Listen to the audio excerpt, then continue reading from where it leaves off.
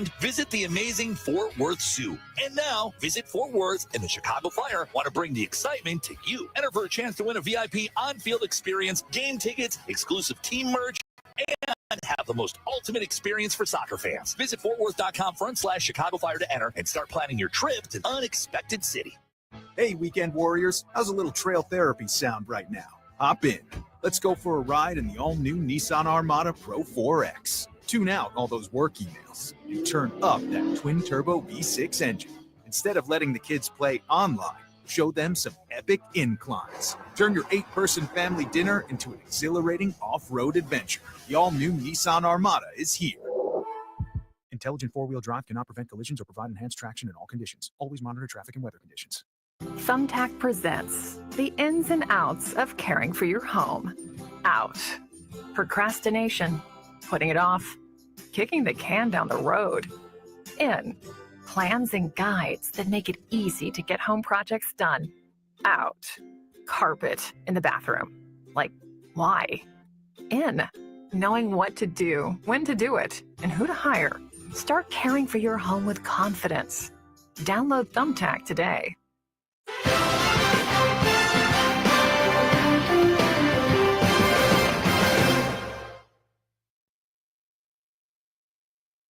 Duke inbounds, 51-49, Blue Devils by 2 as we approach 8 minutes to go in the second half. Shire on the drive to the basket, his shot off the glass and good, and he's fouled. He was hit and bounced like a pinball off a flipper, threw the ball up and in, and he gets the foul. Oh, what a play by Shire, and Duke leads it 53-49. In a national championship win over Butler 15 years ago in Indianapolis, John Shire, part of a Duke national championship legacy, and he now gets to try and set a new chapter. Jason Horowitz, Nick Baugh, happy to welcome you back to the Straight Talk wireless set here in San Antonio. You need more data so you can stream your jam mix on loop? Switch to Straight Talk and get real unlimited data on a reliable 5G network. Straight Talk, available at Walmart or straighttalk.com. Well, John Shire, if they win the national title, will become the first men's player to ever win a national title as a player and coach at the same school. As it is, tonight he is set to be just the 8th person to play and coach in the men's Final Four and just the 3rd to do it at his alma mater. John Shire taking over for Coach K and just 3 years in coaching in the Final Four. PJ Carlissimo with the head man of the Blue Devils. John, first of all, congratulations to you and your team and the year you've had. And from a personal standpoint, I know you know how well I know that guy that you spent tons of time with playing for and working with. In addition to the great job coaching, the way you've handled the Duke situation, because it's an impossible act to follow, the way you've handled that is fantastic. And from another old coach, really, really impressive. Well, that means a lot, PJ. And you know what? I'm very proud. It's an amazing responsibility to have.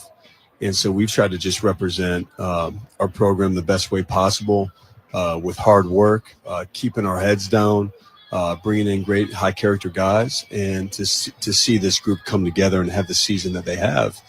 To me, it's the making of 3 years in this transition, but also the amazing support from Coach K from day one, which has meant a lot to me. Talking about transition, when you and I were last, they've kept me away from you as long as they could. When we last were together, it was in the South region last year. Houston was there. I mean, not too much has changed in a year. Your team has changed incredibly. That team, obviously an excellent Duke team, but didn't get to where you wanted to go. The changes you've made since then to your team, like walking out of Dallas, what were the things in your mind that you felt you needed to improve and to get to where you are now? Well, you know what? I think it's amazing how it works. You know, you mentioned that time. Beating Houston was probably the best win of my coaching career at that time. And you follow it up with maybe the most heartbreaking loss against NC State. And that's, I think, the nature of coaching. But the loss, the failure, whatever you want to call it, it presents an opportunity. And I think it allowed us as a staff to really look at our entire program and say, all right, we have to really change these things. And for me, we weren't our best when our best was required. So we felt like there's a mental shift we had to have with our program. to be ready for those moments, and then make sure we have the toughest, most connected group. And so we really had a lot of turnover on our roster, and bringing in really good players, but also the complementary pieces and fits with each other, to me, is the biggest difference. The roster construction to put us in this position has been critical. You're plagued. I don't know why. You're stuck with me, unfortunately, showing up too many times during the course for you. But one I think you'll remember, I was blown away. I had heard so much about Cooper Flagg, and we're sitting there in the summer playing for the select team. First of all, the fact that he's even chosen for the select team was incredible. There's really quality NBA guys you know very well struggle when they have to go play against a team like the United States Olympic team. And I remember sitting there and looking to my left, and you and Chris were sitting up in the stands. And I don't know whether you felt that was a test. He had anything to prove by then. I'm sure you already knew how good he was. Did you expect him to play at that level this summer against the United States Olympic team? Look, I've seen him, really rise to the occasion in every moment. But you think he's going to get pushed around a little bit more than he did.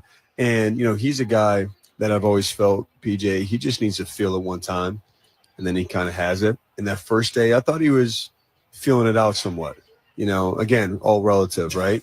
And then the second day, he's like, all right, I can hang. And to see him, he was incredible. And I'll never forget the amount of coaches that came up to me and said, you better do something special with this guy. Like the pressure from there, I think, only ramped up. But it's a credit to, he's got this amazing mind for knowing how to succeed in different environments and different moments. And me and you both saw it in person. I know you would rather talk about the team and Duke, but I want you to talk about you. You've got a chance. You've already incredible accomplishments, but you have a chance. Final Four, national championship as a player, as an assistant coach, and now as a head coach. Personally, what's that been like for you? Well, I can't even believe when I was 17, right? You commit to go to Duke University and play for Coach K. I could have never in a million years, PJ, thought this would be the journey that I would be on. I thought we'd win big as a player, and you don't think about, I don't know. I knew I wanted to coach someday. I always knew that, but I didn't think it would be a Duke. And I always thought you were more intelligent than that. Yeah, exactly. Exactly.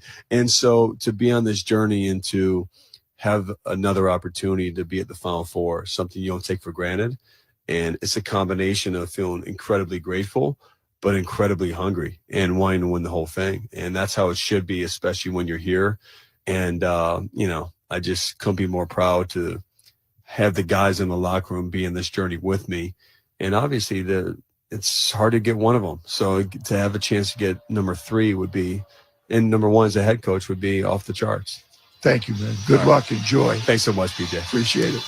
Now, one as a player, one as an assistant. He was an assistant on the team that lost in Coach K's final game 3 years ago to North Carolina, and tonight he is leading this team at 37 years of age. PJ Carlissimo opposite Kelvin Sampson, who is just a couple months shy of 70, large age gap there, but also a difference in roster construction, PJ, between these two teams as well. Yeah, I'll tell you what.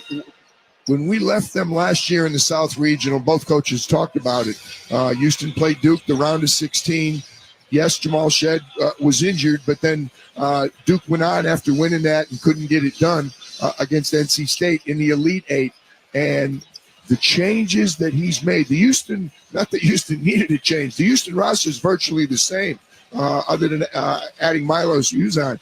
The Duke team is very different. And all that credit goes to John to play these young guys, to change a little bit the way this team plays is so impressive. And at a young age, to handle all that John Shire has handled, if you think following Mike Krzyzewski at Duke is a picnic, you're out of your mind. Well, no question with regards to that. I mean, you always hear you want to be the guy that follows the guy that follows the guy. You don't want to be the guy to follow the guy, but he has taken that to a new level. And a chance to take Duke to the national championship game opposite Florida. Houston on the other side. This is the 7th ever trip to the Final Four, but Houston has never won a national championship, the most by any school to get to the Final Four without a national title to their name. Kelvin Sampson feels he's got the best team in his tenure to do that. And PJ had a chance to catch up with the Cougars head man. Kelvin, first of all, congratulations. The job that you've done with your staff and your guys at Houston is nothing short of remarkable. I don't know that our listeners sometimes appreciate how difficult it is to be as consistently excellent as you've been at Houston. Yeah. I think one of the things that really helps me, PJ, is that my staff has stayed together. And our kids love our staff. You know, Kellen with the 4s and 5s and Qantas with the all the guards. I have 2 rock stars that work with our guys every day, that coach them the way they should be coached. They hold them accountable. They get on them. And I see if the guards are in there at 2:15, they're all down there ready to go at 2. If the bigs have to be there at 2:30, they're all down there ready to go at 2:15. That's how it would be if I was doing it. So the respect that our kids have for our staff has a lot to do with our culture, which has a lot to do with our success. And your reward is just an easy matchup. Your impressions, I know you've been watching. Keys going against Duke. First of all, you got to figure out how you're going to score against all that switching. Everybody wants to figure out how you're going to stop Coop. Well, you're not. He doesn't have to score to beat you. He can pass, he rebounds, he's a great help side defender. I can list 10 things he's great at. The guy that doesn't get talked enough about is Proctor. Proctor is a pro. We played against him last year, and he's significantly better. The Canepo kid, he was never a freshman. He was just in his first year. There's nothing freshman about that dude. That dude's mature and old. He's got an old man's game, and he is fearless. I don't think John gets enough credit for how he put this team together around those 3 freshmen. He went and got Cyan James from Tulane. He was Tulane's 4th best player. Smart, tough, dependable, no ego. That's brilliant by John. Then he goes and gets the kid from Syracuse, gets the kid from Purdue. It's like he was a general manager that put this team together based on, okay, we got, a generational kid in Cooper, got great players in the big kid in Canepo. So what did they need? Well, they don't need 3 guys that's averaging 20 points a game and asking how many touches am I going to get. They sought out the perfect fits, and that's why they're so good. It's not just those 3 guys that everybody talks about. I don't think we give enough credit to John's ability to evaluate what's best for his team. That's why I think they're so good. You and I are contemporaries. I know you prefer to talk about the team. Final Four with Oklahoma, Final Four you just mentioned 4 years ago. What is this like for you? 3rd Final Four to bring 3 different teams. Some similarities between this one and 21, but back to the Final Four. Well, I was telling Karen that, we're in the twilight. I'm going to be 70. At some point as an older coach, it's time to go. I mean, this is a young man's game, and you don't want to get in the way. You don't want to hold other people up. Well, just stop winning 30 games every year and go to the Final Four. I said, there's a good chance this will be the last one. And my mother, God bless her, she passed away in 2014. But she said, Kelvin, one of the things that I wish you would do better is I wish you would stop and smell the roses. I've listened and heard her saying that so many times, but I can't. I can't. I grind too much about things we need to do today to get better, about practice, about the last 3 days I've been pounding kids in the portal because you have to have them done by a certain date. It's just hard. But I do know, PJ, you took a team to the championship game. You know how hard it is to get here. There's so much luck involved. We beat Purdue with that last play. We could have easily lost that game. We're playing Tennessee in front of 20,000 Tennessee fans. We could have lost that game, but we're here now. And our kids have earned this, and they deserve it. And as a coach, you get to go along for the ride. And we're here with millions of people watching, thousands of people here at the convention. You feel blessed, you feel lucky, but I think the word that describes how I feel more than anything else is gratitude. I'm grateful. Fantastic job. Good luck and enjoy your 3rd Final Four. Should be a great game tonight. And PJ, he hinted there at retirement in the imminent future, though he didn't tell you that this is coming after this Final Four win, lose, or Well, I guess we're not going to have a draw, so that's not going to happen, PJ. But, I mean, the reality is he's still searching for his first title. Yeah, and that was the thing that the four coaches had in common tonight. We talked about we got two veteran guys, graybeards, and we got two young studs. Well, guess what? None of them had ever coached, has never coached in a championship game. Todd Golden is there now. Kelvin Sampson's been knocking on this door for a long time. It's going to be interesting to see. John Shire, exceptional. One of them is going to get that chance on Monday. And, Jason, the difference, you talk about all games. Yeah, it's good. Win in advance, all that. Win this one, and you get to play Monday night. That is a once-in-a-lifetime experience. No question about that. PJ, we'll get it back courtside to you along with Kugler and Robbie Hummel coming up momentarily. We bring back in Nick Baugh. And, you know, Nick, the reality of Kelvin Sampson, we talked about this at the Final Four within the bubble 4 years ago. He had the unintended break from college basketball when he had the show cause after the penalty because of too many phone calls and text messages with Indiana. He did not coach in college for 6 years, but he has taken a Houston program that was once one of the prides of college basketball that was dormant for 25 years back to the pinnacle of the sport. And I think the foundation for that was he gave them a crystal clear identity. And that identity is pretty simple. Win the turnover margin, win the rebounding margin, and play physical and hard. And that's what will be interesting tonight. Duke better be ready to play the most physical game they've played all year. I think it is huge that Duke has had a week to prepare. Now, at the same time, you can't fully simulate Houston's physicality and defense, but you get to hammer home that it is a fist fight every time the shot goes up. Last thing I'll say about Houston, this is a different Houston team. Houston's teams in the past have had some struggles shooting the ball. This Houston team's second nationally in three-point percentage, and they're going to need to knock down some threes because you're dealing with the Duke team that ranks number one at KenPom in offensive efficiency. Duke can score it. You need Cryer, Uzan, and Sharp to knock down some shots as well. Well, looking over your shoulder and doing some quick math, you've written what they ranked in the last 5 years, average around 140th in the country at three-point percentage. This year they're second. I don't know if my math is right, but somewhere in that range. Let's go with it. Yeah. Quick prediction. What do you got? Who's playing Florida for the title game? I think Duke is ready to fight, and I think they answer the physicality and they advance.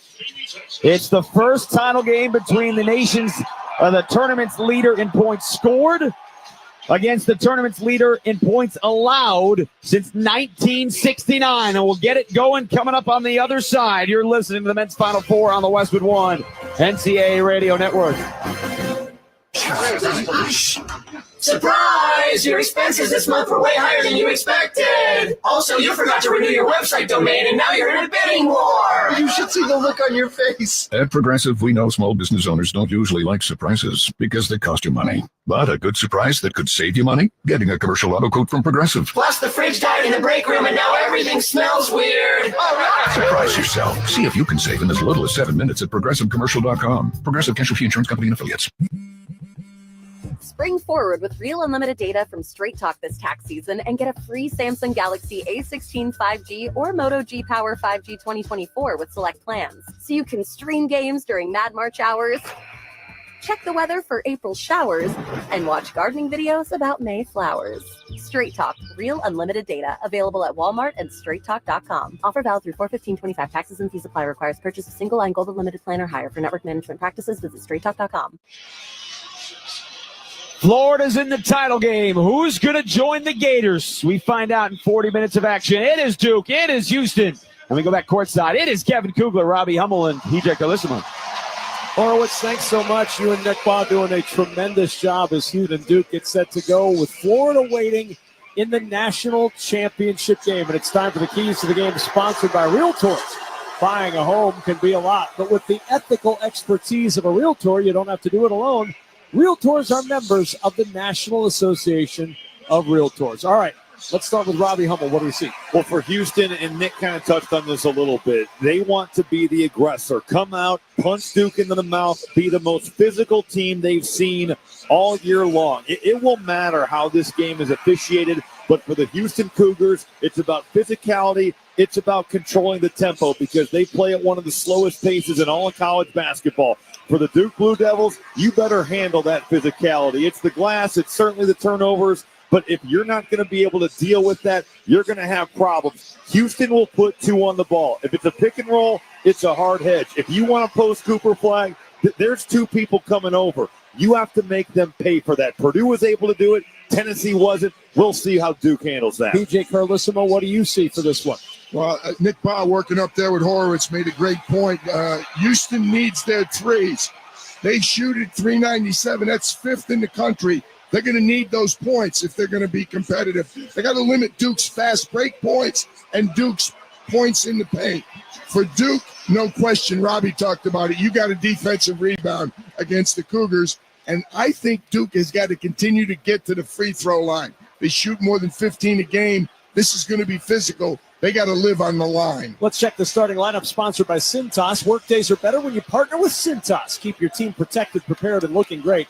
Visit Cintas.com and get ready for the workday. For Houston, L.J. Cryer, the 6'1 graduate from Katy, Texas, averages 15 points per game. Milos Uzan, the Oklahoma transfer, 12 points, 4.5 assists per game. Emmanuel Sharp hit some big threes last weekend. He averages 13 points, the 6'3 junior from Tampa, Florida. Joseph Tugler, JoJo Tugler, the Big 12 Defensive Player of the Year, 5.5 points, 6 rebounds per game.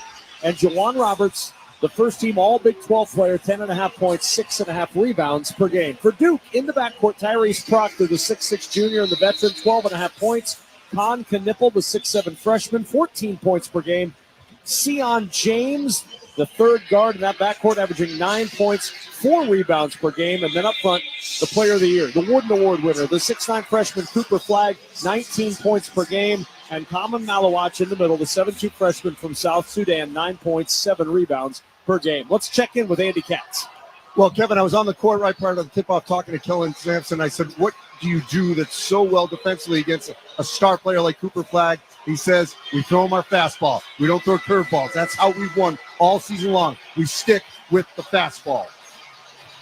All right, it's time for the opening tip, sponsored by AutoZone. What makes AutoZone America's #1 battery destination? Because they offer free battery testing and charging and reliable replacement batteries. And they've always got your battery solution. Get in the zone. AutoZone. Malawach will jump it up against Tugler. Malawach at 7'2", Tugler at 6'8". The tip controlled by Houston. And we're underway in the road black uniforms. Houston. Black tops and bottoms, red numerals on front and back. Duke in the home whites with the blue trim and the blue numerals on front and back. Set up in the right-hand offensive zone. It's Jawan Roberts. He'll go to work. Trying to drive against Flagg. Jumper up in the paint. Looked like a lot of contact, and it was tipped out of bounds. It'll stay with Houston.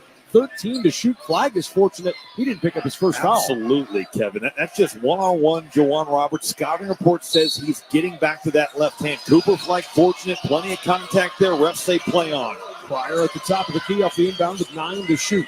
Cryer trying to find some room. Back out on the right-hand side. Picked up on a switch as Cryer drives baseline to skip into the left corner of the three and up by Uzan and out of bounds. Tipped out, I believe, by Houston.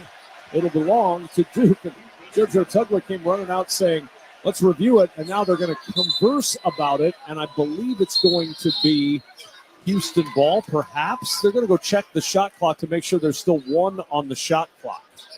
So 30 seconds in, we get a review. Milos Uzan, up and down scoring. We saw him in Indianapolis. He was phenomenal against Purdue, only had 6 against Tennessee. He got an open shot there, shoots an air ball to start. Going to be very interesting to see how the guy that's played so much better over the last 2 months settles in here. 0.3 of a second on the shot clock. Got to watch for the lob. Uzan will inbound for Houston. Looking. In it comes. Sharp throws it at the rim, and it's a shot clock violation. You can't control that. No. It's got to be thrown up and tipped. Can't catch and shoot with 0.3 of a second left, and it's a turnover to Duke. This hasn't been a good day for underneath out of bounds. The clinic is not in these games, that's for sure. Tyrese Proctor will bring it up top to Knippel. Knippel over to the right side and Sion James. James working against Uzan. Feeds it over to Knippel, drops it off the Flagg. Up and under move, Flagg's floater won't go. Rebound batted in the air, swatted around. 5 or 6 players had a hand on it. Ended up with Roberts of Houston. Now Sharp will bring it up the floor. Tugler trailing on the play. He got hit on that play. And a foul called on Malawach as he turned the corner, driving down the left side of that lane, and Sharp draws the foul. That's a great example, though, of just the way that Houston's defense can swarm. It's that screen re-screen. They love to run for Knippel. Looks like Cooper Flagg's going to have an opportunity rolling to the rim, but Houston on the rotation so sharp. That defense getting it done on that first possession. So Tugler will go to the bench. He got dinged up a little bit on that last play down the floor, and he'll go sit on the bench for the moment as Javier Francis checks in, the 6'8 senior. Houston going to work with Pryor on the right-hand wing. 12 to shoot. Sharp, deep three, left side. That won't go. Juwan Roberts, offensive rebound out to Pryor. Three, right wing is good. Offensive rebound and a triple. The recipe for Houston all year. It's going to be the big storyline throughout this game. How about Juwan Roberts there? Long rebound. You're kicking it out. L.J. Pryor, one of the best shooters in college basketball, getting a step-in look. He's coming off a bounce-back game against Tennessee where he knocked down a couple threes in that one as well. Super flag blocked off on the drive by Francis. Here comes Knippel turning the corner on Sharp. Gets inside, got the contact and a foul. Shot won't go, but a foul on Javier Francis, who had come over to block his path on the right side of the lane. That's his first. Nipple is outstanding at coming to a jump stop and then just finding his way, whether it's pivoting, getting to his turnaround jumper, but being under control. A guy that maybe doesn't look like the most physically imposing, but he knows how to score the ball. It's never too early to start planning for the 2026 NCAA Men's Final Four, April 4th and 6th in Indianapolis. Visit ncaa.com/Men's Final Four and apply for your seats today. First free throw is good. If Con Knippel is not on a team with Cooper Flagg, Con Knippel has a lot more people talking about him this year. There is no question about that. Second team All-ACC, part of the All-Rookie team, made the All-Regional team. Second foul shot is good. Over the last three, he's been phenomenal. 17 points a game, 55 from the field, 66 from three. Uzan will bring it up. Houston by 1, 3-2. Pryor handing it off to Sharp. Sharp looking, flips it over to Francis. Francis on the right-hand wing. Proctor will sag off. He'll dribble over to the left side, gives it to Uzan with 10 on the shot clock.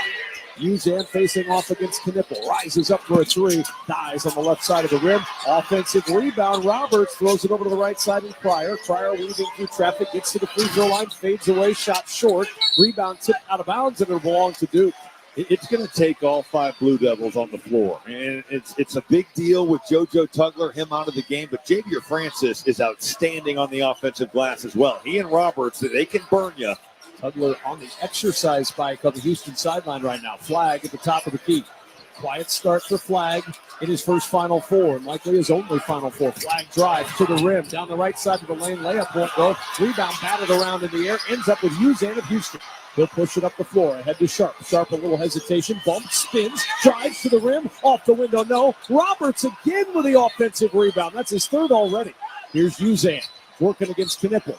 13 to shoot, he'll back it out. Waving Roberts forward, calling him out for a screen. He'll take that screen, works around it, drops it off to Roberts, in the paint, runner won't go, and the rebound Cooper Flagg of Duke. Flagg now will navigate up, still 3-2. Houston skipping to the right corner, changes for three. That one dies off the left side of the rim into the arms of Francis of Houston. This is going to be so interesting. Duke wants to speed it up. Houston wants to put you in the grinder. Who can control the tempo of this game? There's Pryor now, 17 on the shot clock, dribbling middle of the floor, facing Cooper Flagg. Step back three, top of the key, Pryor. That won't go. Houston 1 for 9 from the floor. Duke 0 for 3.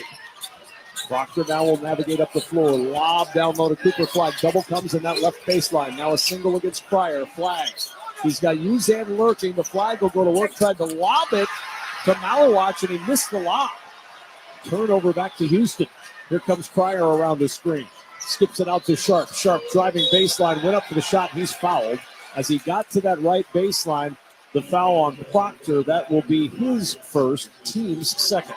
Duke turns it over on that lob play, but that's got to be a weapon that's in their back pocket, because if Javier Francis is going to come over, the lob threat that Common Malawach is, you throw that thing up there, he's going to go and get him. You're going to have to be really on it if you're Houston, of cracking down and getting to the body of Malawach on those types of plays. Sharp at the free throw line. First free throw bounces off. Robinhood Gold gets you a 3% boost on annual IRA contributions. The new gold standard is here.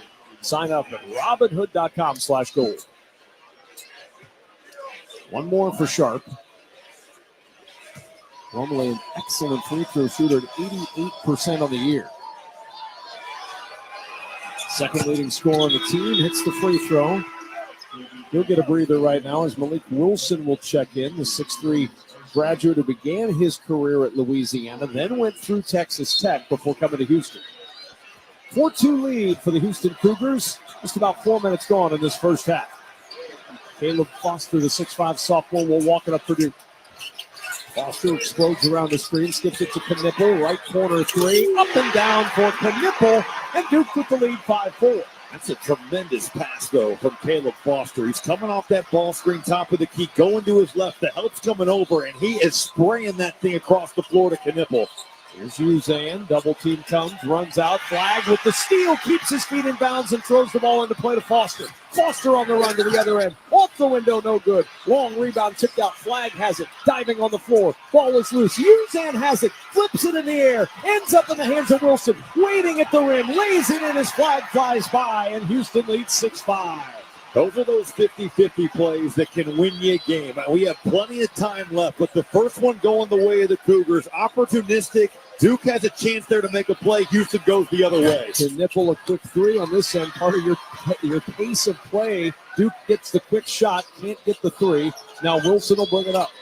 6-5 Houston. Wilson dancing to the free throw line. Off the back iron with a fadeaway jumper, no good. Rebound Caleb Foster. Foster a little bobble on his dribble. Gets it under control across the half-court line. Foster now middle of the floor. 14:45 to play first half. Knipple around the screen. Dribbles it back out. Right side flag. Three up and in for the Wooden Award. The National Player of the Year. All-American Cooper Flag has got an 8-6 Duke lead. Can't lose track of him. Even if Knipple is coming off the screen and gets some penetration, you can't get caught ball watching. Cooper Flag 37% from three on the year. And now Uzan harassed on the perimeter by Foster. Double shows. He'll back off. Uzan now dribbling, goes down the lane. A runner, pinballs out, no good. And a rebound scooped up by Foster for Duke. 8-6 Duke. We played a long time without a stoppage. Still no under 16 media timeout. Proctor on the run. Down the right side of the lane. The floater drops and it's 10-6 Duke. I've been so impressed with watching Duke's offense. The way they get their screening action, especially for Tyrese Proctor. Just pin him in. Let him come off that thing. Curl it. Get to the rim and make a play. Houston just 2 for 12 from the floor. Here's Uzan. Back it goes mid-floor to Cryer in the right-hand offensive zone. Cryer probing left wing.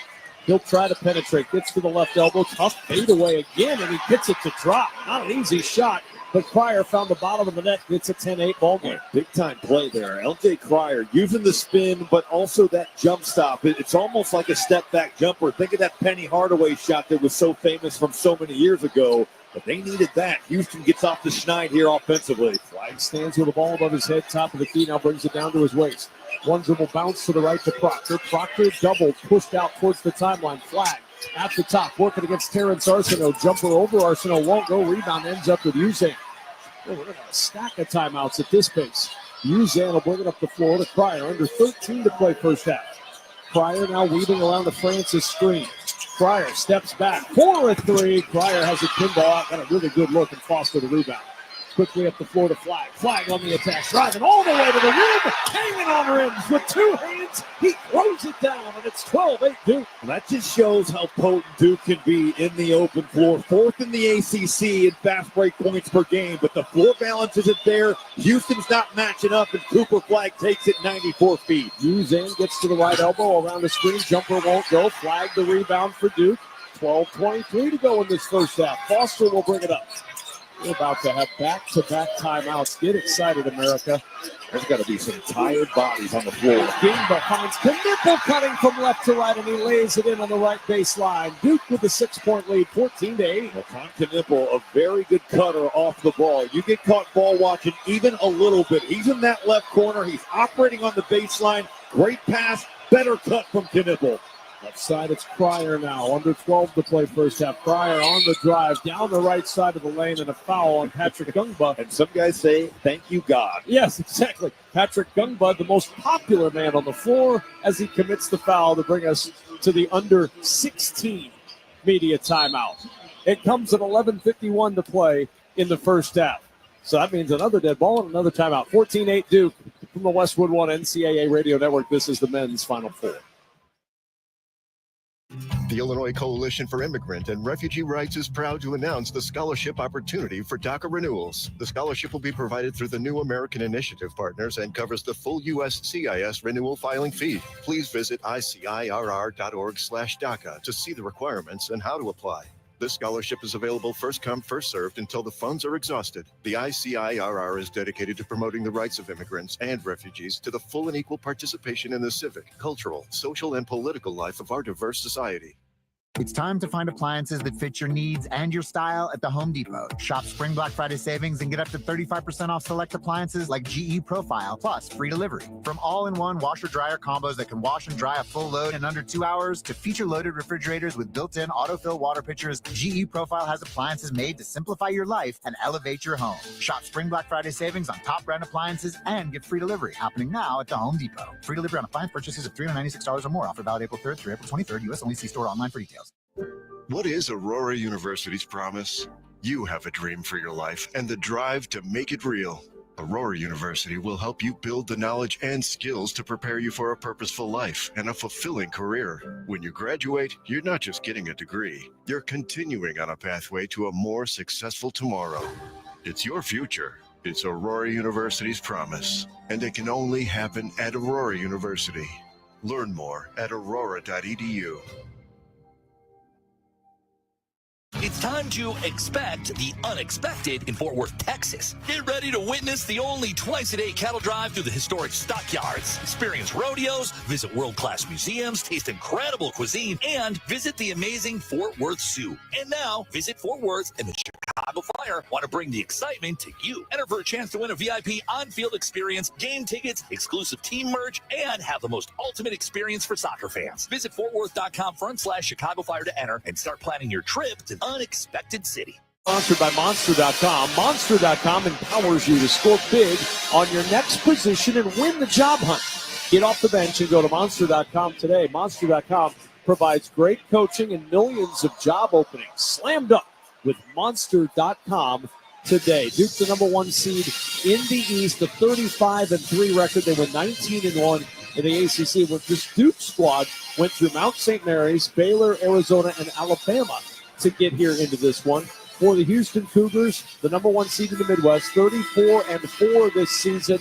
They went through SIU Edwardsville, they went through Gonzaga, they went through Purdue, and they went through Tennessee on their way to the Final Four. Mike Krzyzewski on hand tonight. PJ Carlosimo, he looks on. What have you seen from these two teams in this first, well, now almost 8 minutes plus? Well, good news, bad news for Duke. They're up 14-8, which is great, but Houston's got 5 offensive rebounds already. Fortunately, they're not making it. The game seems to be more at Houston's pace, and Duke's freshmen are obviously bothered. They've only got 12 of the first 14 points. What a big moment for these guys. Too big. I think it's interesting to see the Houston guards that have been so good all year long. Cryer, Uzan, Sharp, 2 for 11 to start from the field. If they're not making shots, there's no way they can compete with Duke. I mean, when you get the best offensive team against the best defensive team, you still need to score some points. You're not shutting Duke out. First free throw is good by Cryer, and before he shoots the second free throw, we get the under 12 media timeout. That's the kind of action you love. One free throw and a break. 14-9 Duke, 11:51 still remaining in the first half. You're listening to the men's Final Four on the Westwood One NCAA Radio Network. I had the worst dream last night. You were in a car crash, and the kids and I were on our own. We had to move out of the house because I couldn't afford it anymore. That's awful, hon. My brother got life insurance from Ethos, and it only took 10 minutes. And he got $2 million in coverage for around $2 a day. It's all online. No medical exam. He just answered a few health questions right from his house. Ethos, here we come. Visit ethos.com/score. Ethos.com/score. Sample rate is a 10-year term life policy for 35-year-old healthy, non-smoking male. Billed monthly. Have you heard? Kohl's has 2 exclusive new home brands, Miriana and Mingle & Co. From luxe favorites that are all about turning your space into a sanctuary to fun mix and match dining essentials, there's so much to discover. And trust me, you're gonna love everything. Plus, you can get an extra 20% off throughout the store during our Friends and Family sale. So hurry to Kohl's today and bring it all home for less. Select styles, some exclusions apply. Offer ends April 6th. See store or Kohls.com for details. Hey, weekend warriors, how's a little trail therapy sound right now? Hop in. Let's go for a ride in the all-new Nissan Armada Pro 4X. Tune out all those work emails. Turn up that twin-turbo V6 engine. Instead of letting the kids play online, show them some epic inclines. Turn your 8-person family dinner into an exhilarating off-road adventure. The all-new Nissan Armada is here.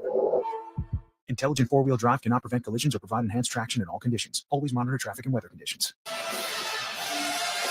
You can listen to the live stream of every remaining moment of both the men's and women's hoops on the Westwood One Sports app and WestwoodOneSports.com. Sponsored by Masa Chips.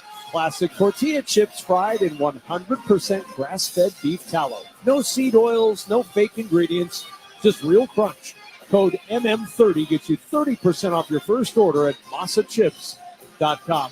PJ, you were eavesdropping on Tracy Wolfson's conversation during the break with Coach Shire. What did you find out? Yeah, she referenced yesterday, she said that Coach John Schreier had told her yesterday we have to somehow match their physicality. And she said, well, they've got 5 offensive rebounds. He said, yeah, but early on, he said they hurt us with 1. Juwan Roberts got a rebound, kicked it out. LJ Cryer made that 3. He said, since then, we've been fine. Tracy said, thank you. Continue to rebound the ball. That was it. Well, that's certainly something everybody was focusing on in this game because that's the recipe, Robbie, for Houston is rebound, hit the offensive glass, and shoot the threes, which is what they're better at this year than they were last year. I think with all of Duke's youth, you've got to be really encouraged if you're John Shire because we watched, Kevin and I, last weekend in Indianapolis, we watched Tennessee from the jump get absolutely out-physicaled, out-muscled, out-toughed. And Duke has certainly given up some offensive rebounds, but they have answered the bell from a physicality standpoint. Going to be interesting to see over the next 12 minutes if Houston can wear them down or if Duke stays up with that level that we had seen early on. And that physicality bothered Tennessee from the opening No tip of that game. Cryer at the line for one more.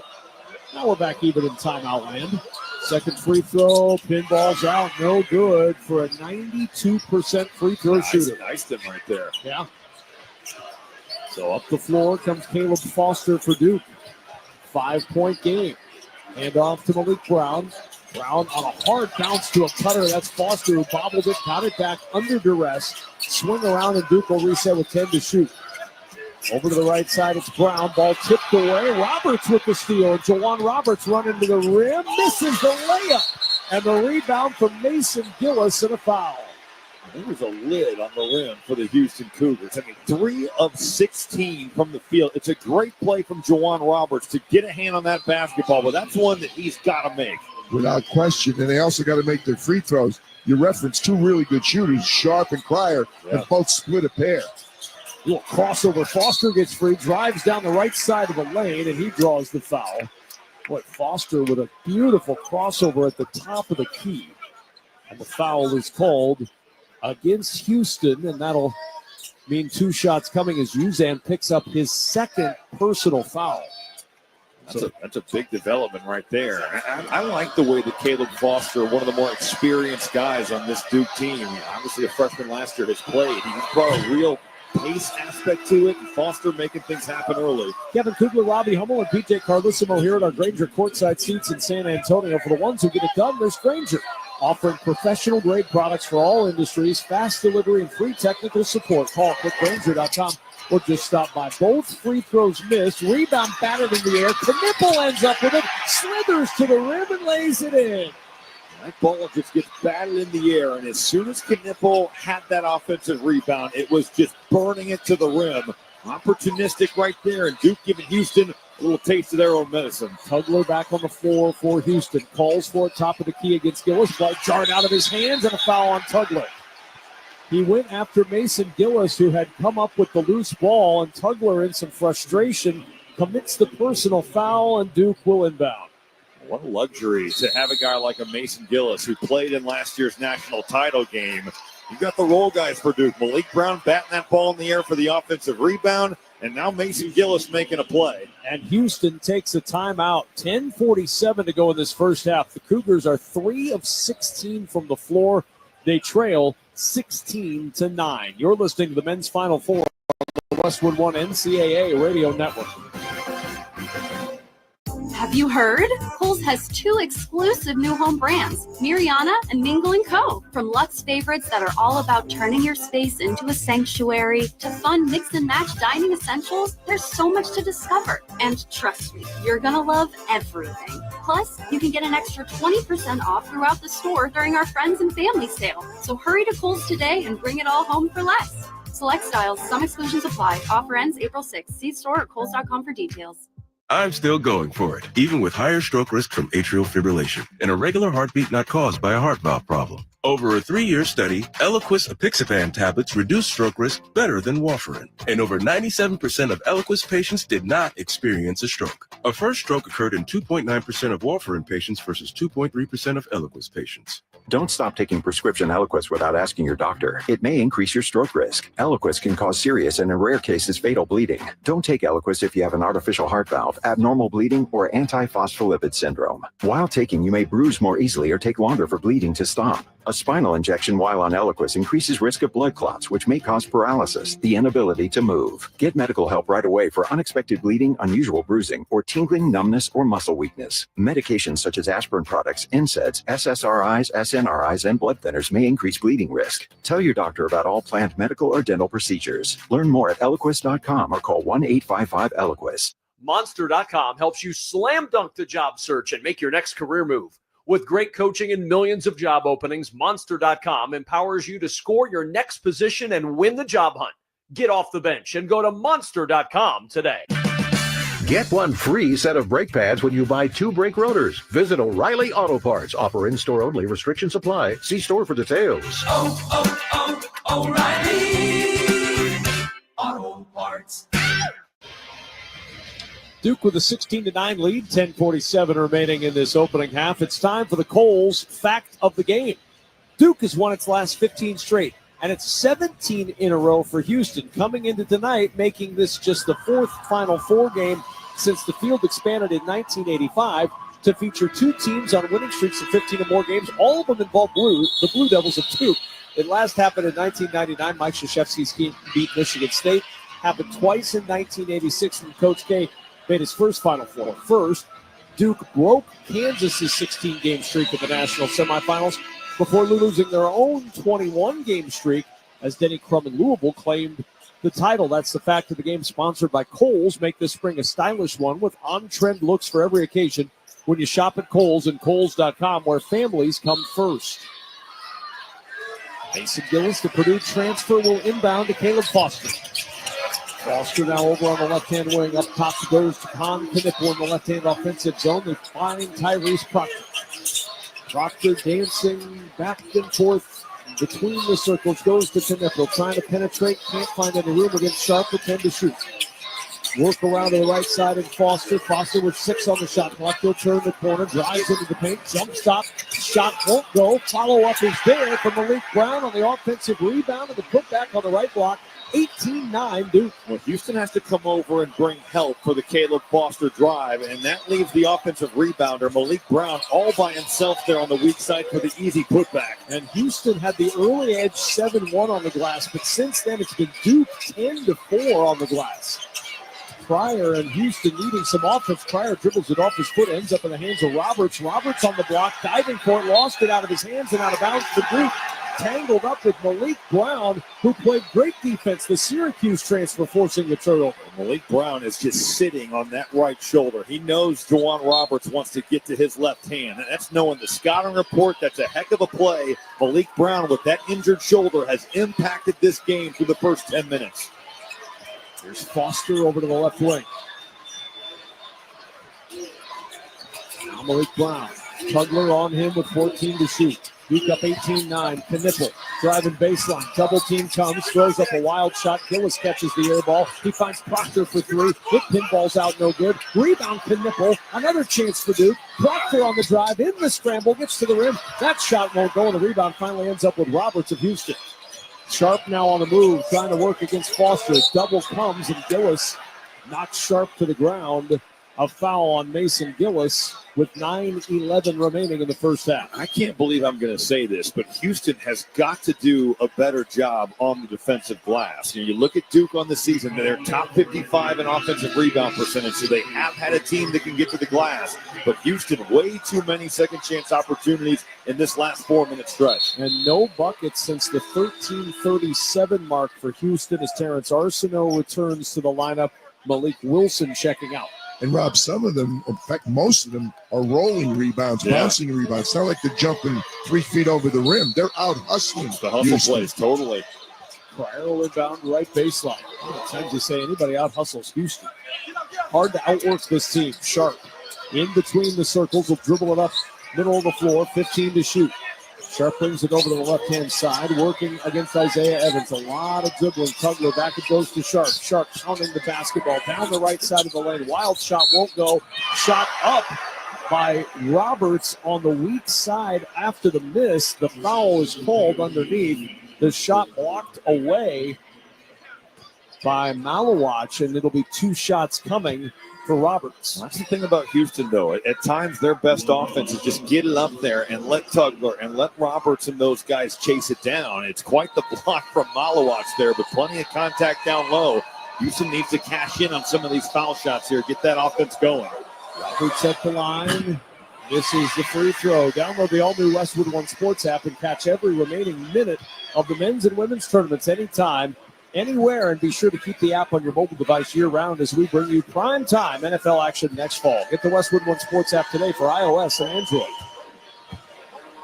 Houston now 2 of 5 at the line. Robert and makes it an 18-10 lead, breaking a nearly 3-minute Houston scoring drought.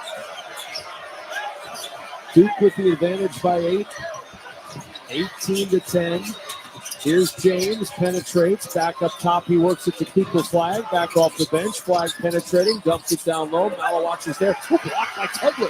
Malawach got it thrown out of the gym by Tugler. Houston on the run, ahead to Pryor, back it goes to Sharp, he'll want a deep contested three to hit. Defense turns to offense, and Houston within 5. Emmanuel Sharp, no stranger to big-time moments. MOP of the Big 12 tournament, MOP of the Midwest Regional. And Houston's offense a little bit on life support there. They needed that one. That one from well beyond the three-point line. Gillis will try a deep three. That's not necessarily his game. The rebound long to Pryor. Pryor weaving through traffic. Dumps it left side. Jumper on the baseline. Deep 2 rolls out for Arsenault. Long rebound. Pryor secures it for Houston. He'll back up. Dumps it down low, right block, Roberts turning, going to work against Flag, floats it over the right side of the rim, and Houston within 3 at 18-15. How about the physicality right there? Houston's showing some life. Juwan Roberts, you know he wants to get to that left. The scouting report says that Cooper Flag's taking it away, so Juwan Roberts just buries that shoulder right into him, knocks him back, and scores it anyway. And a timeout called by Duke, and Kelvin Sampson, the 69-year-old head coach of Houston, threw back-to-back fist pumps as he brings his team around in the huddle. 18-15 Duke, by 3. You're listening to the men's Final Four on the Westwood One NCAA Radio Network. In the face of uncertainty, some things remain steady, like the Cummins 2027 X15. Built on 25 plus years of experience and delivering up to 4% better fuel efficiency in a weight-neutral system, the X15 gives you the strength to move forward fearlessly and confidence that no matter the obstacle, you can and will rise above it. The 2027 X15, forever rising. Estimates based on preliminary testing. Individual results may vary. Empower. Tim collects bobbleheads. A lot of bobbleheads.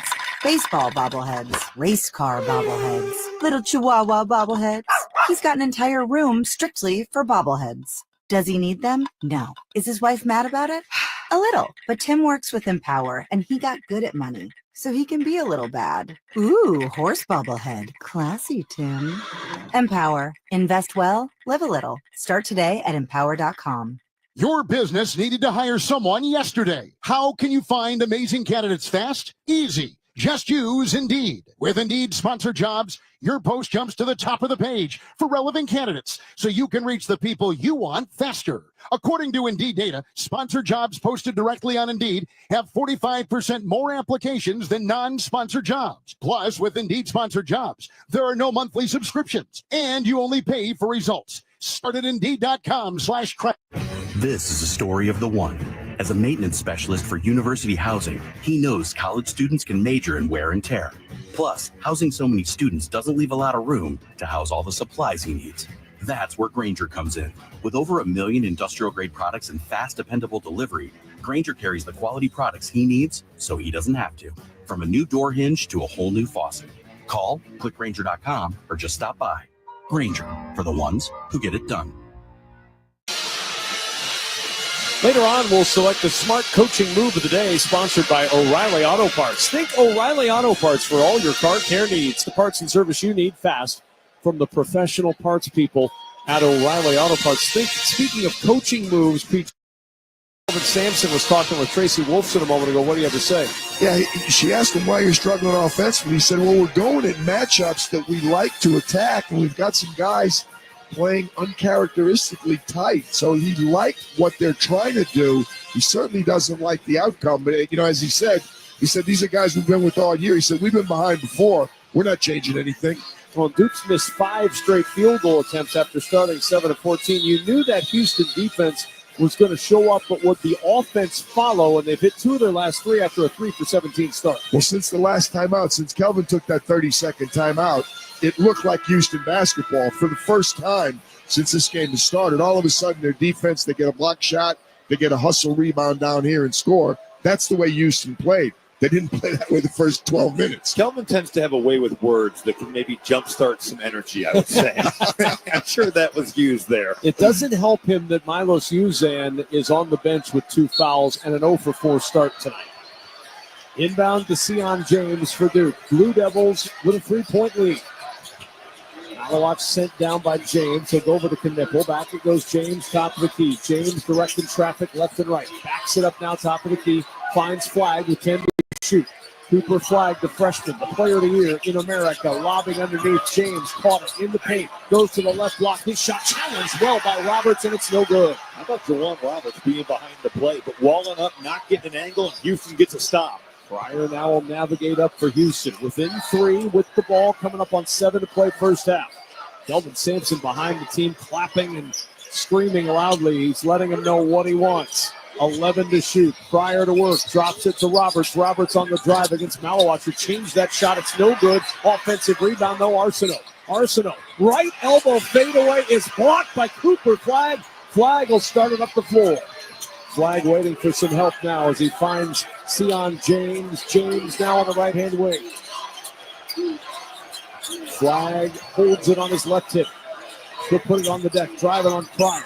Gets to the left elbow, spins in the paint, fades away from the right elbow. Shot bounces off the rim, no, and Knipple knocks it out of bounds to Houston. I love the fact that Cooper Flagg doesn't want that pick and roll because you're just bringing another defensive player. He's got the matchup there with Fryer. He's phenomenal with that spin of using his size. He gets what he wants there. John Shire will take that every time down the floor. I'm laughing at my buddy Kelvin Sampson. He's clapping for Arsenault when he got the offensive rebound. Then when he tried to shoot the jump shot over Cooper Flagg, he started screaming. I've been there. Same guy 2 seconds later. Roberts over to Sharp. Sharp with Malawach pushing him out near the half-court line. He throws it away, forcing the turnover. James ahead. It goes to Proctor. Houston gets back so quickly defensively. He's got to reorganize with James on the left-hand wing. Still 18-15 Duke. 5:48 to go first half. Knipple at the top of the key. Working it over to the right side and Flagg.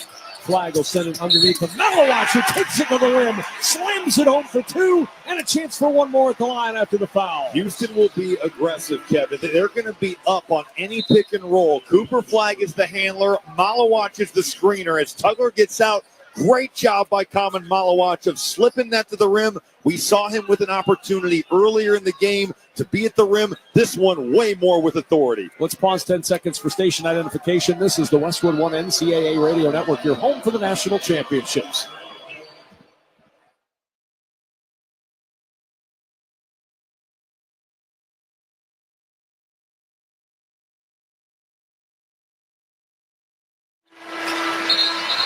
Malach converts on the three-point play, hits the free throw. He will leave.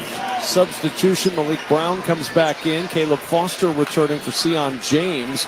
That dunk broke a string of 7 straight missed field goals for Duke, and it extends the lead with the three-point play to 21-15. Does Houston have another offensive surge? And I put surge in quotes because 6 points was the surge. Wilson brings it across. Wilson harassed, gets to the left elbow, backs out on the left wing. Wilson, a lot of dribbling over to Arsenault. Arsenault sizing up Knipple around the screen. Arsenault, free throw line jumper and air ball caught underneath by Wilson. 5 to shoot, 4 to shoot. Drops it off. Roberts has the ball knocked out of his hands, and it goes out of bounds. It'll belong to the Duke Blue Devils. Terrence Arsenault is trying not to look at Kelvin Sampson right now because he doesn't have great things to say about that shot. Looks like Juwan Roberts is going to have that ball. That's another winning play by Malik Brown and just getting in there and mixing it up. There's Malik Brown on the right-hand wing.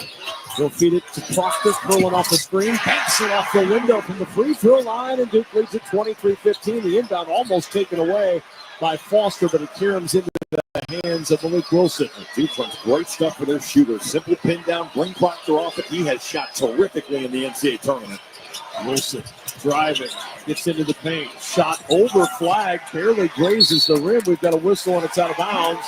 It'll belong to the Blue Devils. How about the block out, though? Caleb Foster at 6'5", taking on JoJo Tugler, the Big 12 Defensive Player of the Year. He's trying to get to the offensive glass. You got a great block out. Foster taking him almost into the stanchion, and then let him know about it as everybody else starting to walk towards the other end. And Houston cold again, 3 minutes plus without a point. Foster will bring it up.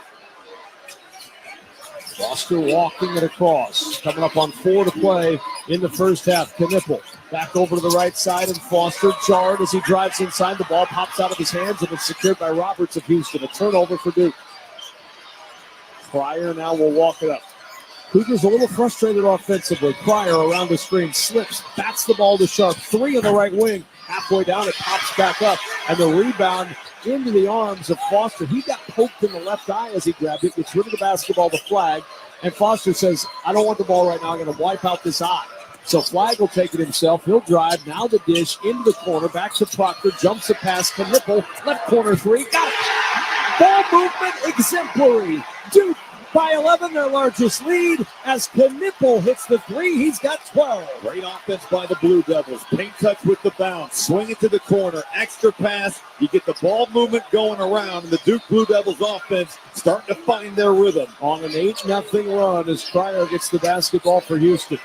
On the right side, looking at Proctor, dumps it to Roberts. Roberts working against Brown. Spins baseline and takes out some frustration on the rim with a 2-hand hammer.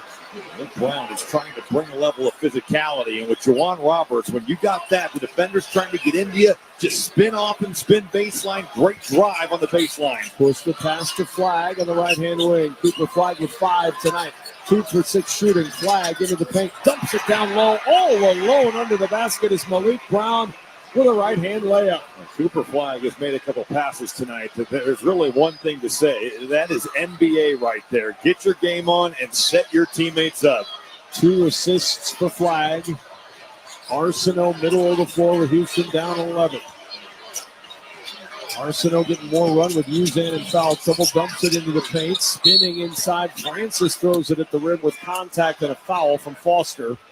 And a timeout on the floor. First Foster foul takes us to the under 4 media timeout. 28-17. Duke by 11.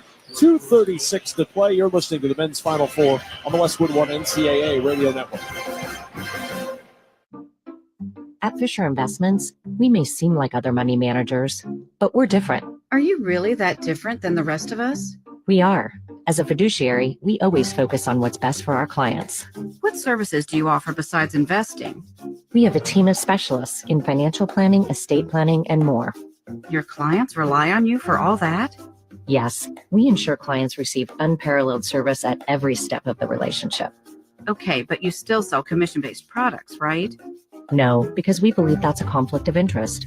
We prioritize service over sales goals. So then how do your fees work? We have a simple and transparent fee that's a percentage of our clients' portfolios. So we do better when our clients do better. Wow, we're more different than I thought. At Fisher Investments, we're clearly different. Learn more at fisherinvestments.com. Investing in securities involves the risk of loss.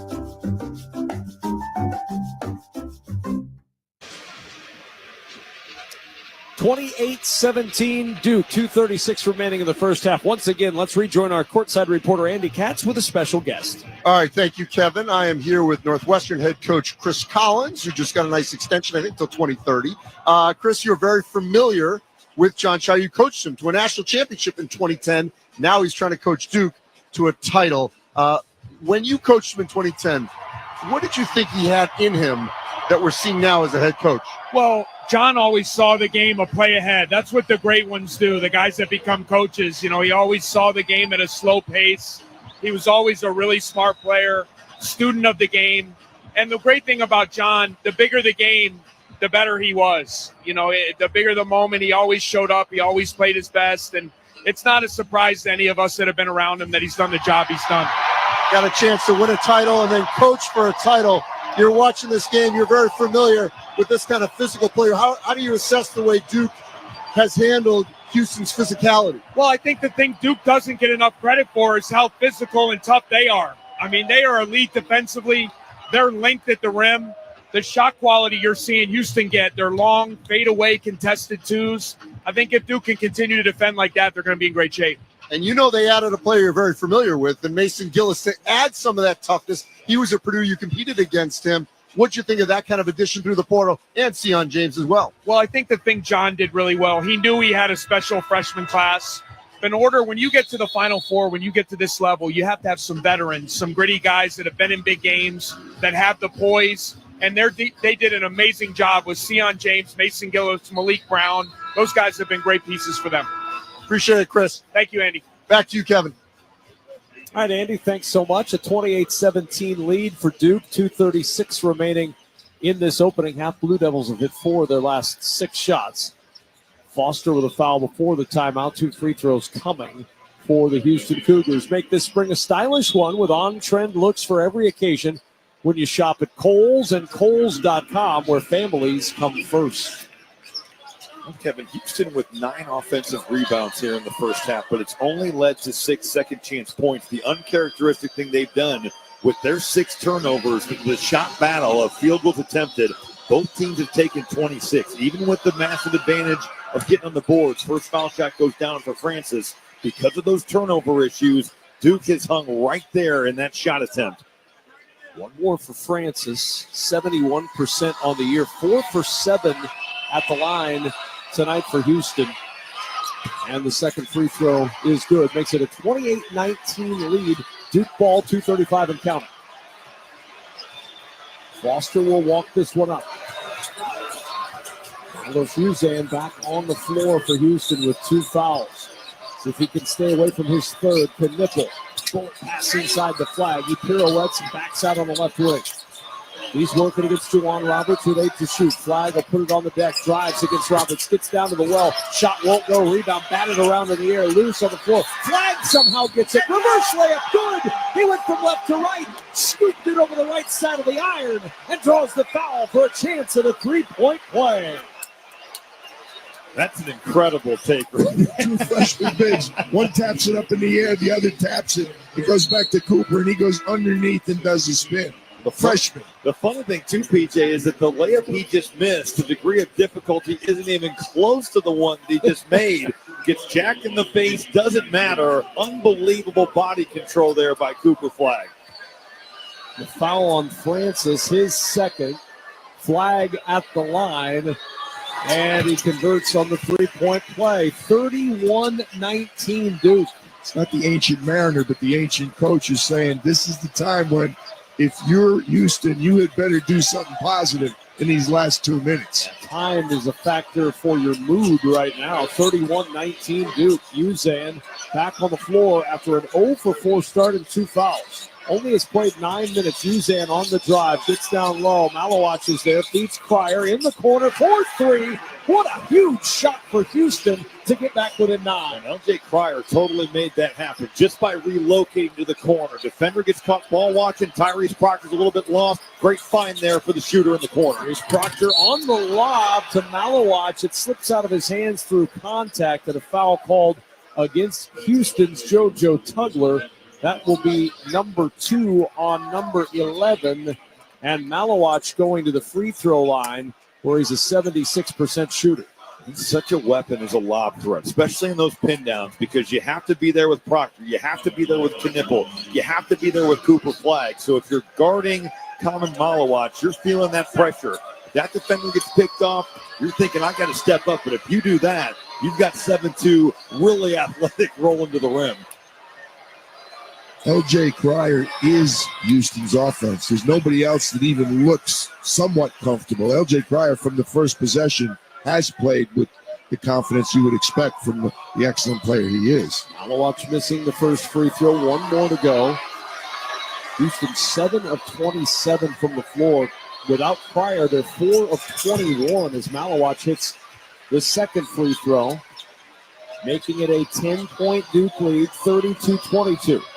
The guy bringing it up to the floor, Milos Uzan, has got to get it going if Houston's going to have a chance in this one. And it's not just him, Kevin. The best players outside of Cryer have to play like it, and they haven't done that so far. Here's Uzan, steps back for a 3, and he rattles it home and claps his hands as he sees one go through for the first time tonight. 32-25, Duke by 7. Had to have it. Loves that crossover dribble. It just gets him into rhythm. Uzan rising up. Big-time shot for him. Foster brings it back out to Knipple and now finds the player of the year in Flagg. Flagg, a little jab step trying to drive on Roberts.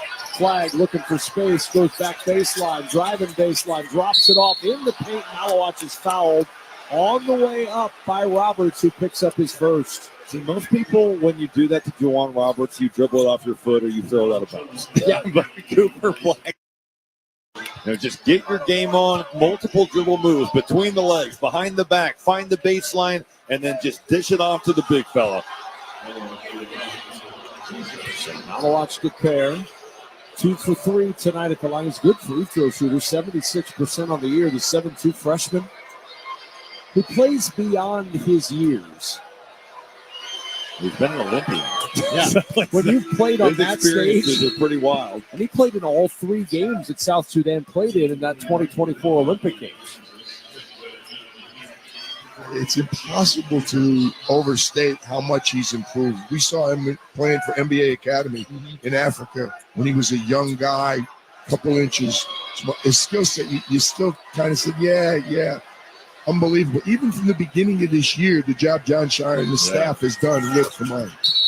It's both free throws. He'll get a breather. Malik Brown will re-enter the ball game. 34-25 Duke. Houston, if they hurry, could potentially put a 2-for-1 together here. Uzan hurrying is not necessarily Houston's offensive strategy. Francis gives it to Cryer. Cryer looking for some space. He'll launch a 3 at the top of the key. He rolls it home. Cryer with another 3. And Houston, despite all the woes, is within 6. Mike Brown switching that right there. He did a pretty good job of switching up. But LJ Cryer off the bounce, so capable. Yeah, he can definitely hurt you in catch and shoot, but he can shoot those 3s off the dribble as well. Duke will hold for the final shot of the first half. Flagg dribbling on the logo at half court. Under 10 seconds to go. Flagg at the top of the key. Leaves it back behind. Proctor for 3. That's short. No good. Rebound in the corner and out of bounds to Houston, but just 0.2 of a second on the clock. So Houston will inbound. They'll go nowhere with it. 0.2 of a second. It'll come into Cryer, and halftime is here. But Houston with a 9-3 run to end the half when the ancient coach, the ancient Mariner, said something needed to happen. Something did happen, P.J. Carlissimo. Cryer finally got some help. A Cryer 3, but the Uzan 3 was enormous. they're going to feel a heck of a lot better going in now than they did about 1 minute ago. Yeah, Kelvin Sampson has to be ecstatic with the way they played to only be down 6. Houston right there.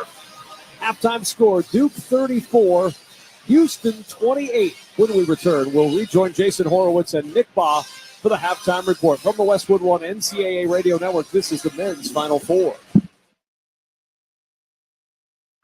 I was in the hospital with my son for 18 months. When he got injured, I wasn't prepared, but I knew I had to be strong.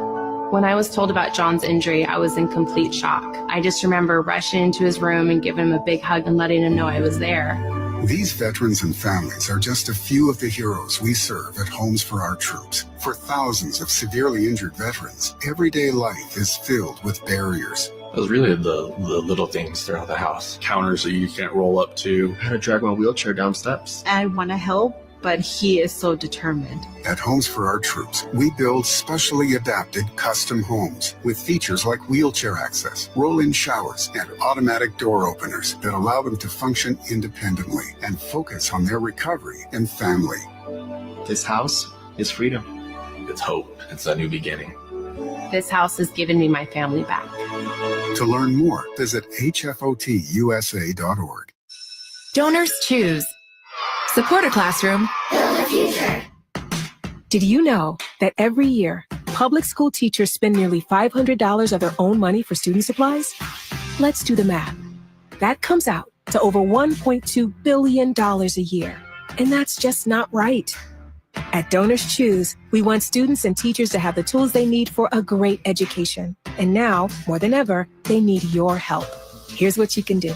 Go to DonorsChoose.org and choose from teachers' requests that support reading, math, science, history, and more. Once the request is funded, we'll take care of shipping everything directly to the teacher. It's that easy. You'll receive thank you letters and photos from students and teachers and a report of how every dollar was spent. Teachers' needs have never been greater. Learn more at DonorsChoose.org. Donors choose. Support a classroom. Build a future. Furnished by Donors Choose.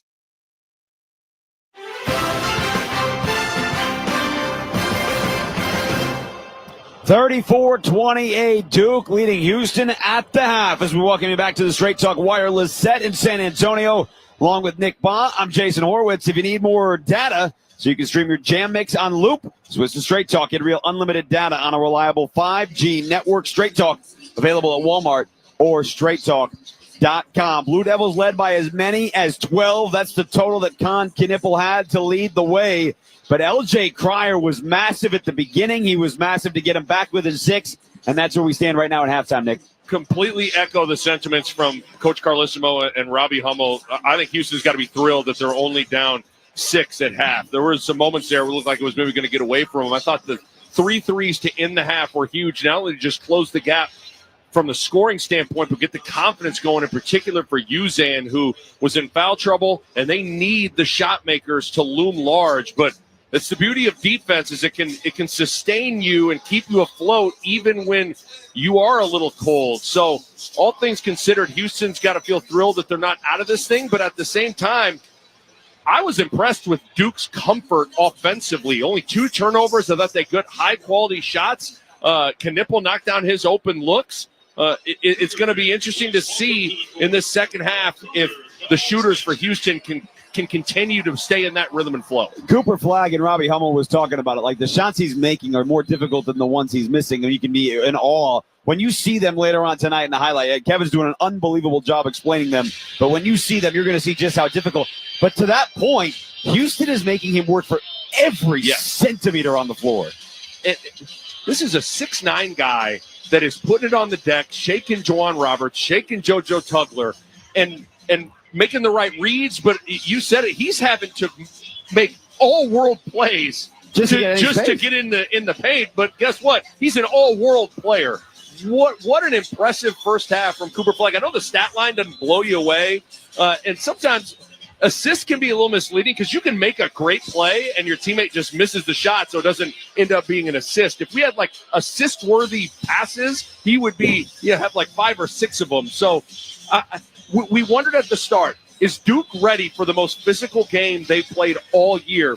I thought for the most part they Felt were. like it. It felt like it. 9 offensive rebounds for Houston, led to only 6 second chance points. So at least Duke was able to withstand and have their second shot defense make things difficult on the Cougars, which was good to see. All right, Duke just 2 first-half turnovers, and they lead by 6, but you warned that what happened in game number 1, the team that had 2 first-half turnovers and led by 8 lost by 6. How Auburn fell to Florida, and a man who became even more of a legend in the second half coming up on the other side with Florida going to the national title game. 34-28, Duke leading Houston at the break. You're listening to the Men's Final Four on the Westwood One NCAA Radio Network. Did you know your skin is the largest organ of your body? Huh? That's why you should shower with Old Spice Super Hydration Body Wash instead of plain old bar soap. Love your skin by super hydrating it with vitamin B3 and glorious notes of vanilla and shea. Did you know that my super hydrated skin is the second largest organ of my body? The first is my heart. Old Spice.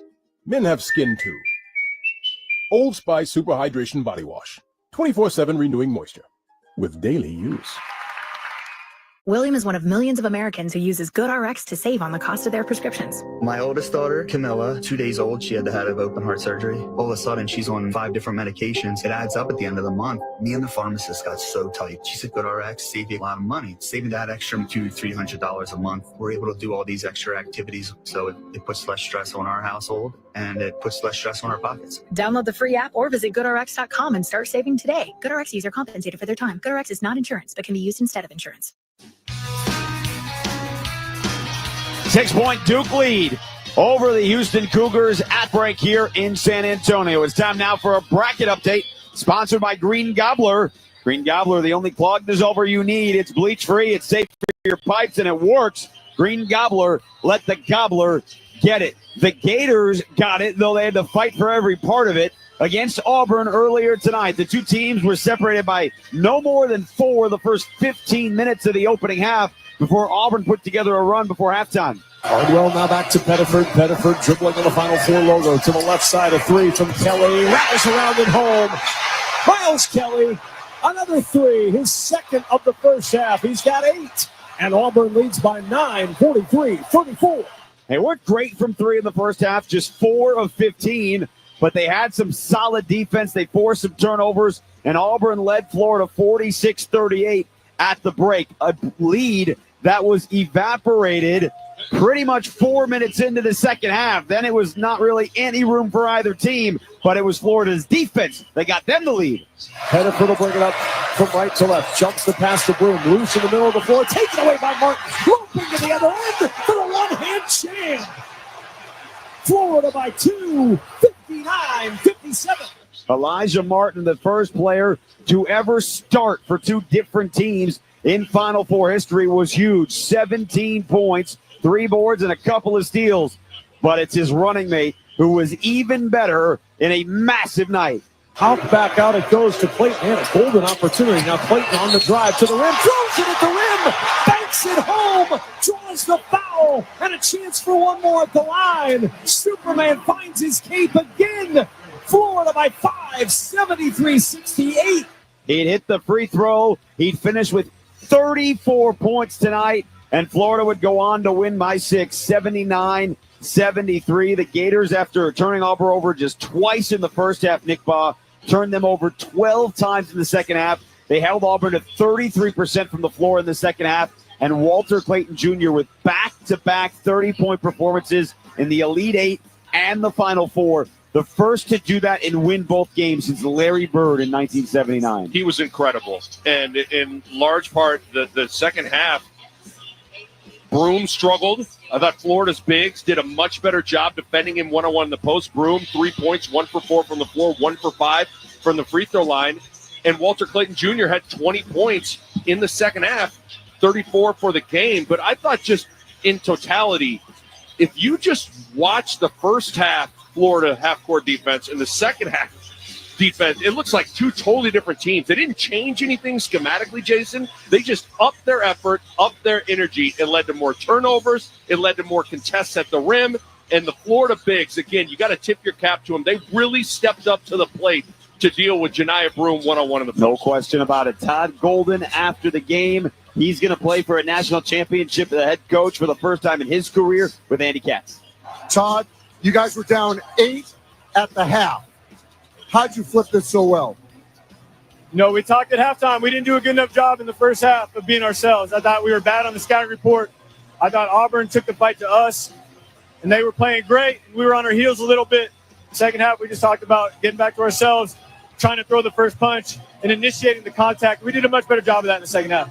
Walter Clayton, All-American. He played like the player of the year. How do you describe what you saw? He is. I mean, he is. He obviously didn't win the award, but now I'm so proud of him and happy for him that everybody nationally is able to see what he's been doing for us all year.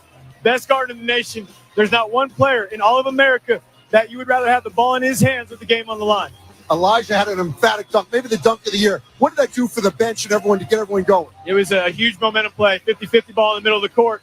He wins the battle. He takes off what felt like from the free throw line, skies, dunks. It was a huge momentum play that really got us going in the second half. You said Bruce Pearl was the reason you're the head coach. You had to get through him to the final. How do you describe that? I'm really just so proud and happy for my team, my staff, my players. It's a little bittersweet, to be honest. I feel for those guys. I know how difficult it would be to not be able to play on Monday night.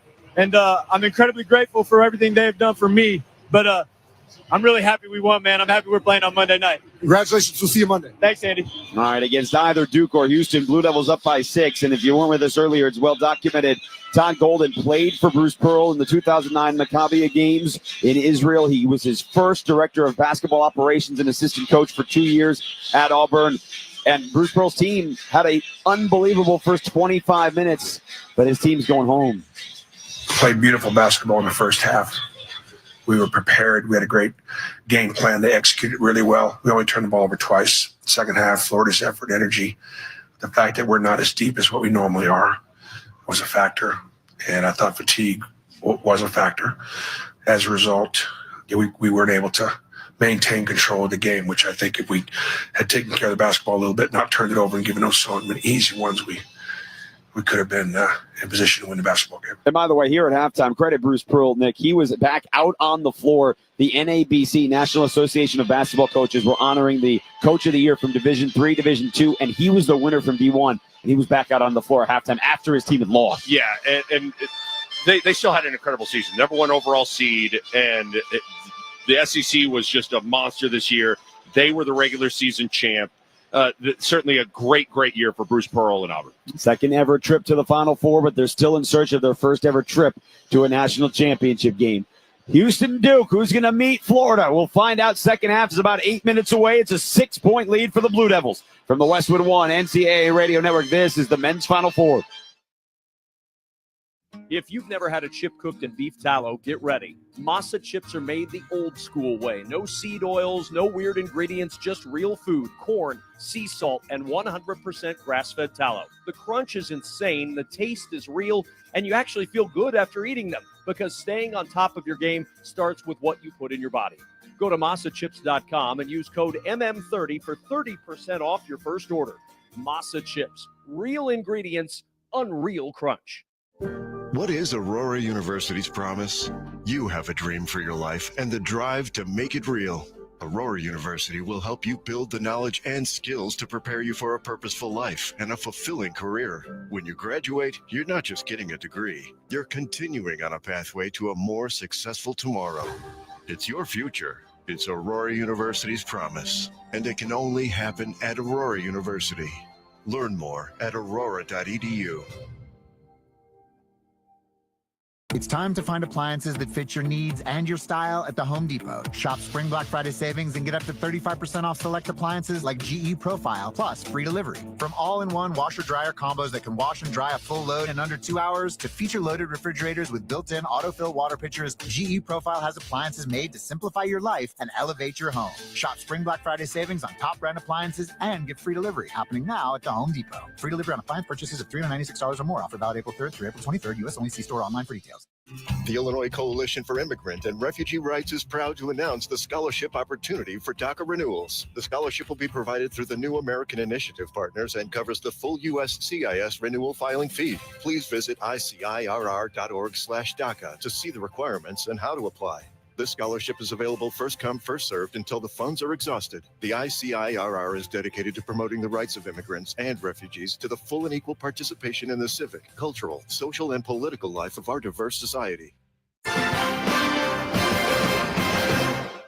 Flag will take it himself. He'll drive. Now the dish into the corner. Back to Proctor. Jumps it past Knipple. Left corner three. Got it. Ball movement exemplary. Duke by 11, their largest lead. As Knipple hits the three, he's got 12. Great offense by the Blue Devils. Pink touch with the bounce. Swing it to the corner. Extra pass. You get the ball movement going around. And the Duke Blue Devils offense starting to find their rhythm. 12 first half points for Con Knipple. They led by as many as 12.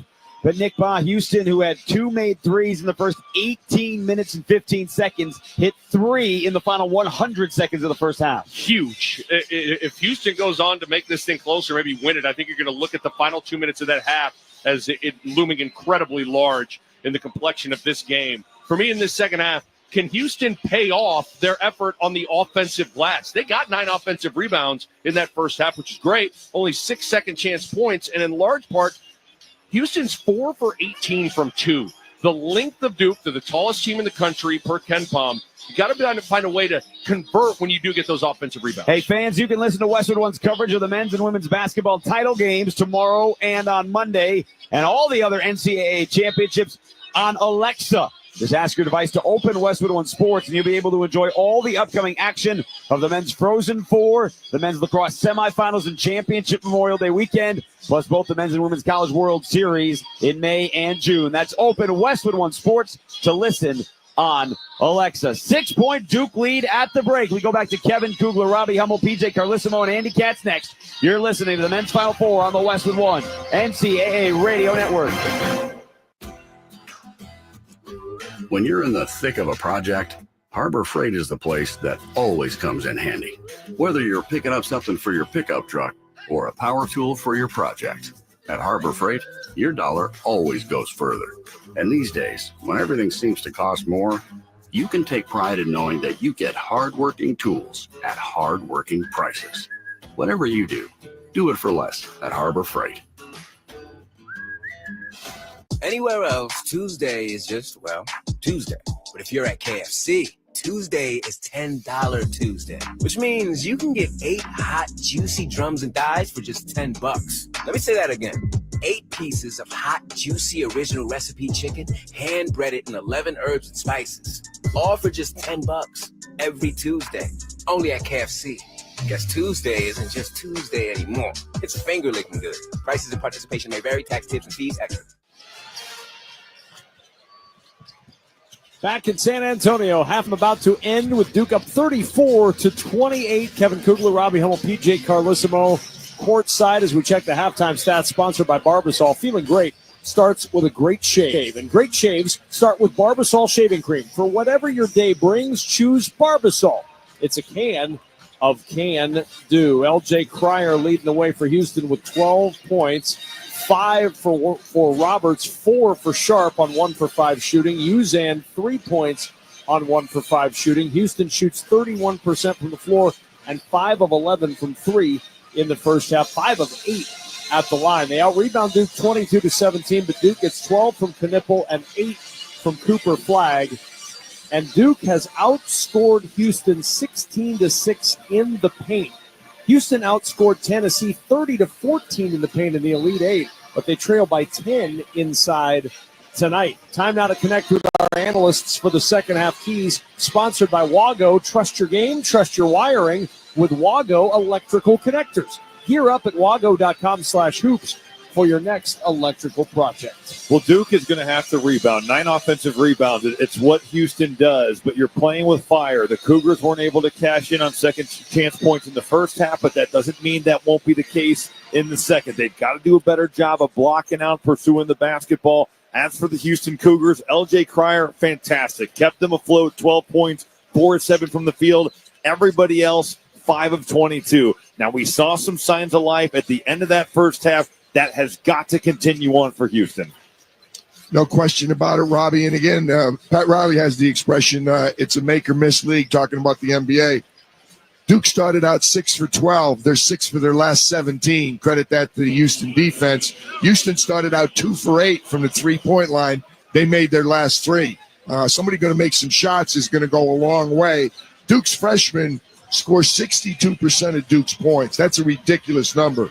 They got 76% of the points in the first half. That's more ridiculous. Duke didn't turn the ball over after the 11:22 mark of the first half. Pretty impressive considering the defense they were dealing with. But they lead by 6 as we check in with Andy Katz. Well, I had a chance to talk with both head coaches coming back onto the court. First, Kelvin Sampson.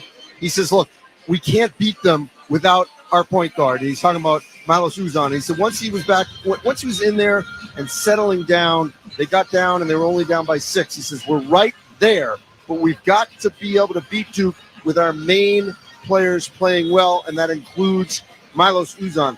As for Duke, John Shire, the head coach, telling me, look, how they took the lead early in the first half, we guarded well, we defended well, they rebounded, but then at the end of the first half, they let up a couple of threes, and he said they gave them life. He says in terms of LJ Cryer, our feet were back. We've got to do a much better job on him, and they got to do a much better job on the backboard at both ends of the court. And finally, guys, John Shire says, look, there is no quit in Houston. It's going to be possession by possession if they're going to get to the national championship game. All right, Andy, thank you so much. It's time now for the start of the second half, sponsored by Indeed.com. You just realized your business needed to hire someone yesterday. How can you find amazing candidates fast? Easy. Just use Indeed. Start at Indeed.com/credit. Florida is already there. Who will join them Monday night? Will it be Houston?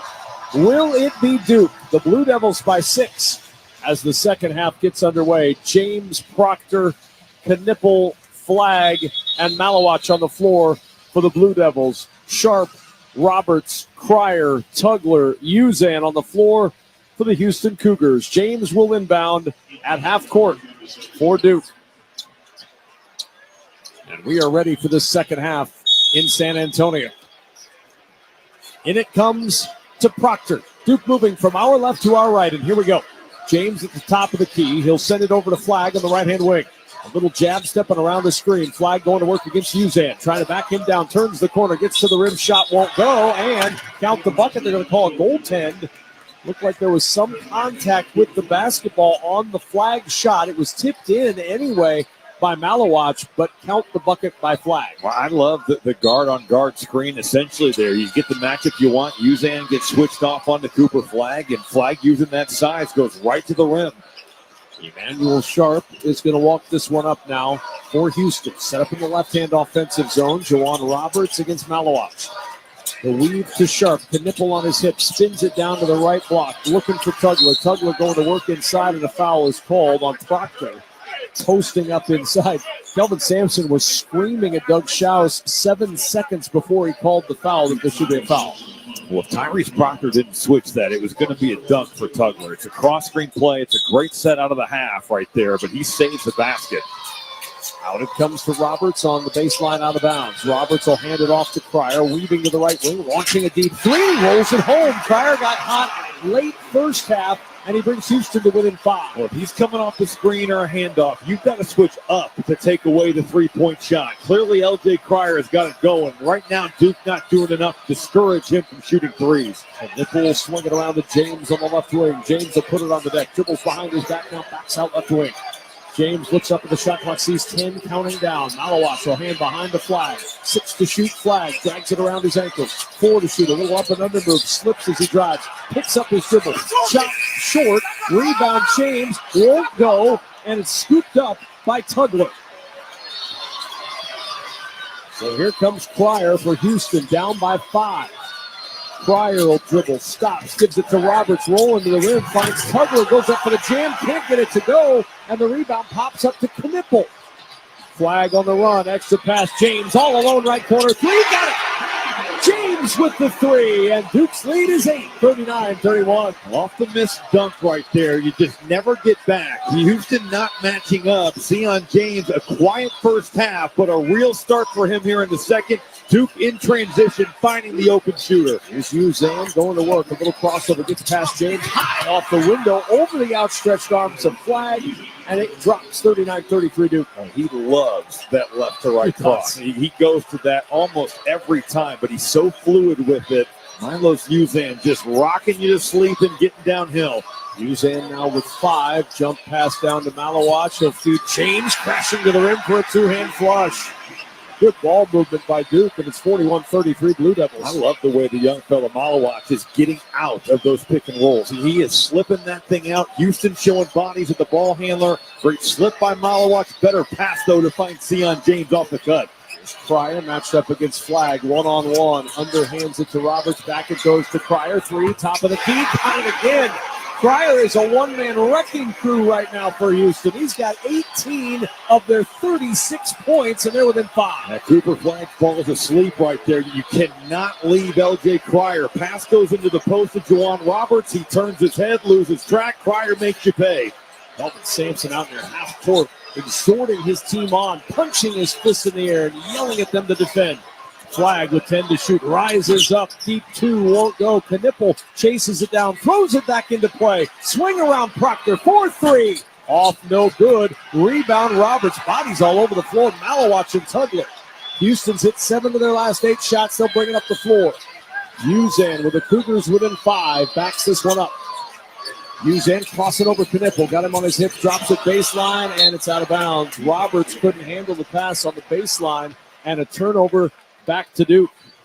Tell you what, the threes all of a sudden, they started 2 for 8. If I'm not mistaken, that's 5 straight since then. Unbelievable job by Houston hanging in. We said they needed their threes. They're doing it. Cryer 5 of 7 all by his lonesome in this game.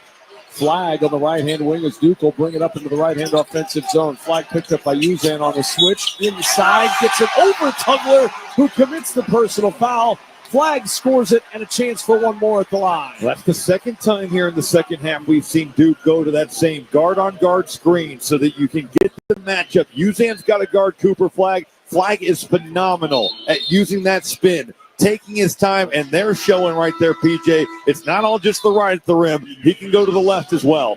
You know what's really impressive? Both teams creating and recognizing mismatches and then going at him. Cooper Flag, that's a move you see all the time when you have a guy for 4 years and he's a senior and you've been coaching him for 3 years, and then it comes to fruition. You say, well, it took a while, but we got him doing it. Well, he's doing it right away. As a freshman. Free throw is good, and it's 44-36 Duke by 8. Uzan will bring it up the floor now for Houston. Houston just trying to hang on right now. 4 minutes into the second half. Down 2 more than they were at halftime. Roberts, so back down against Malawach. Spins, baseline, shot won't go. Loose ball, pops all the way out to Uzan. How about Francis flying in there and keeping that thing alive for the Cougars? It's Roberts now working against James. Swipes, drives, Malawach waiting, dumps it down low. The double came, and he finds Francis for the two-hand flush. Well, Malawach came over to double, but Tyrese Proctor fell asleep. Didn't crack down there. That's as easy of a basket as Houston will get all night long. 44-38. Blue Devils by 6 on the drive. James pivots in the paint, strong off the back iron. James chased it down, got his own rebound. Well, you don't do that often against Houston. Proctor off the shot pick, gets to the left elbow, backs it out. Flag, right wing three, got it. Cooper Flag with 3 more. He's got 16, and it's 47-38 Duke. Under control paint touch by Tyrese Proctor. Cooper Flag doing a great job of relocating and getting away. Houston stopping the ball. Cooper Flag drilling it from that right wing. 14:48 to go. Duke in control right now, 47-38. Uzan at the top of the key, 11 to shoot. Gives it to Roberts, working against Malawach, spinning on the big man. Off the window with the left hand. It's good on that left block. And Houston within 7, 47-40. It's not easy to go at Malawach, but that's Juwan Roberts getting exactly what he wants. He's taking your right so he can spin back to his left hand and press it, take, and finish. Knipple, 3 right wing is good. Doesn't take long for these freshmen to go to work, and it's a 10-point Duke lead, 50-40. 31 of the 50 points have been from those two freshmen, Knipple and Flagg. Usain feeding it up top now to Francis. Goes right back to Usain. Flagg running out on Usain to deny the three. 7 to shoot. Usain to work again. Picked up by Malawatch now on the switch. Crossing over the big man. Running baseline. Floater is good with 1 to shoot. Get the matchup, and Malawatch can switch those. We saw it in the Elite Eight, but that's a heck of a crossover. So once again, Uzan loves that cross. He shakes off Malawatch and finishes at the basket. Here's Knipple on the lob to Malawatch. It was short. He caught it. Works it around to James for 3 right wing. Off the heel, no good. Rebound batted around, and it'll be Cryer who picks up the personal going through James trying to get the rebound. And there's a timeout on the court. Sponsored by Progressive Insurance. You can save big when you bundle your auto, home, motorcycle, RV, or boat. Visit Progressive.com. 13:30 to play and a 50-42 lead for Duke. From the Westwood One NCAA Radio Network, this is the men's basketball tournament. If you've never had a chip cooked in beef tallow, get ready. Masa chips are made the old school way. No seed oils, no weird ingredients, just real food, corn, sea salt, and 100% grass-fed tallow. The crunch is insane, the taste is real, and you actually feel good after eating them because staying on top of your game starts with what you put in your body. Go to masachips.com and use code MM30 for 30% off your first order.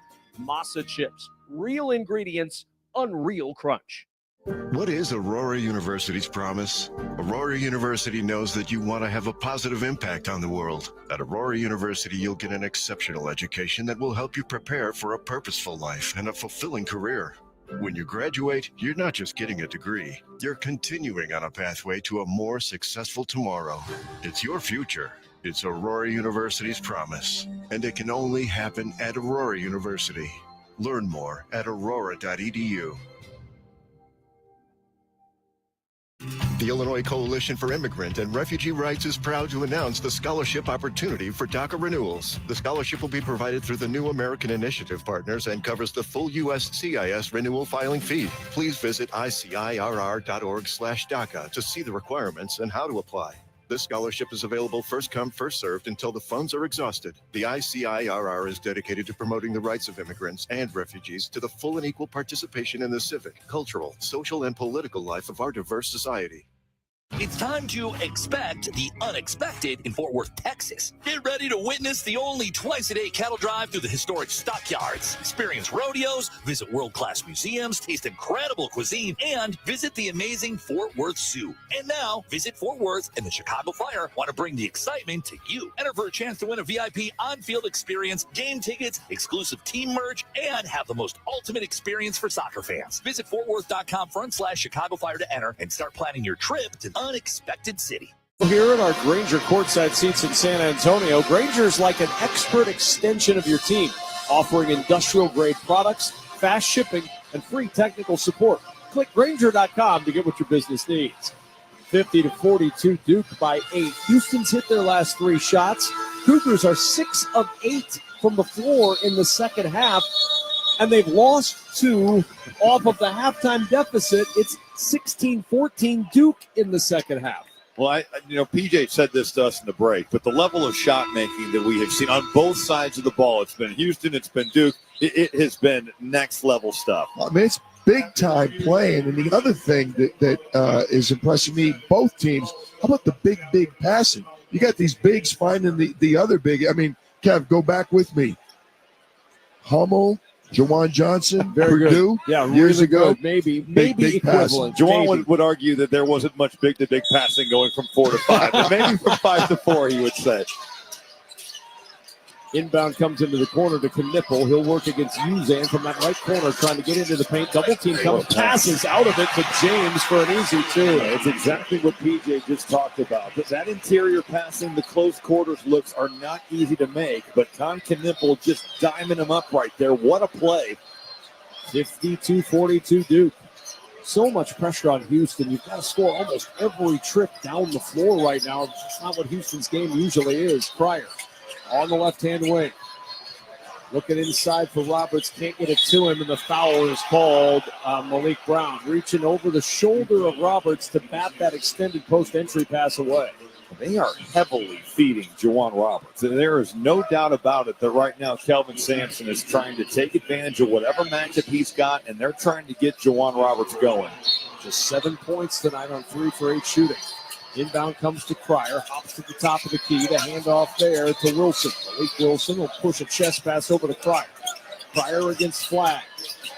Re-enters, spins at the free throw line. Flagg smothers it. It's Wilson now. Left baseline, backs it out, and he throws it to Cooper Flagg on the run. Flagg driving to the other end of the floor, throws it up through contact. The shot short, but he earns 2 free throws as he felt that contact from Malik Wilson, and he draws the personal foul. I love the fact that he's guarding L.J. Cryer and just does such a good job of staying in front of the ball, staying down on the shot fake, then gets a steal, takes it 94 feet. I mean, this is truly a generational talent that we are watching play in front of us.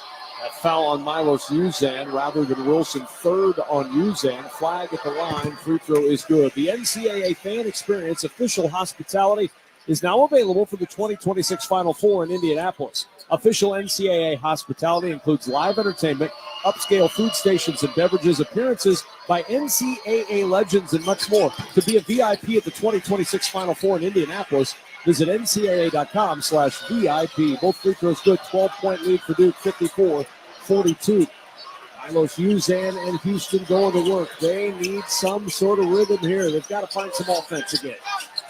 Cryer at the top of the key. Directing traffic for Uzan. He'll go to work against his opposite number, Con Knippel.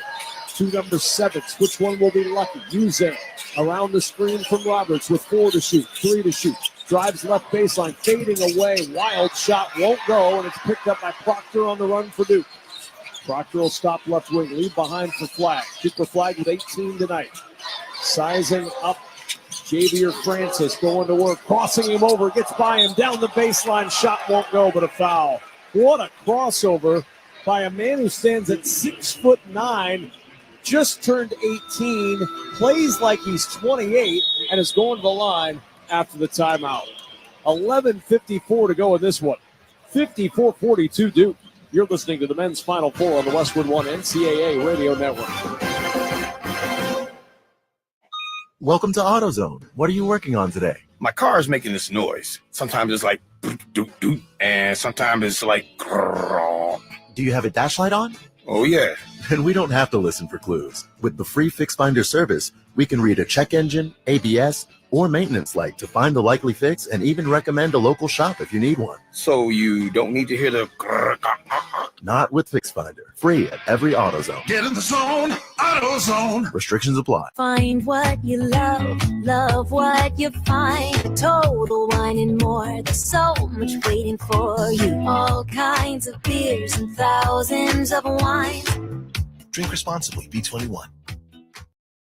To win in basketball takes a can-do spirit. So shave with Barbasol and inspire your team. Raise that red, white, and blue can and yell, "We can do this." If it doesn't work, you still got a great shave. Barbasol, it's a can of can-do. 54-42 Duke by 12. 11:54 to go in the second half. Once again, let's rejoin our courtside reporter, Andy Katz. Well, thank you, Kevin. I'm here with a very special guest, Hakeem the Dream Olajuwon. 3 Final Fours, 1983 MVP of the Final Four with the Houston Cougars. Hakeem, let's first discuss what was it like to part of an iconic team by Slamma Jamma? Well, it was a great experience, especially coming from Nigeria. Witnessing Final Four for the first time in the Superdome. It's amazing. When I walk in here, that reminded me when I was my first Final Four in New Orleans. Your team will be remembered forever for that moniker, that Phi Slamma Jamma. But what was it about your group that was so electric and so entertaining? I mean, the style of basketball, open court, freelancing, blocking shots and dunking on the other side.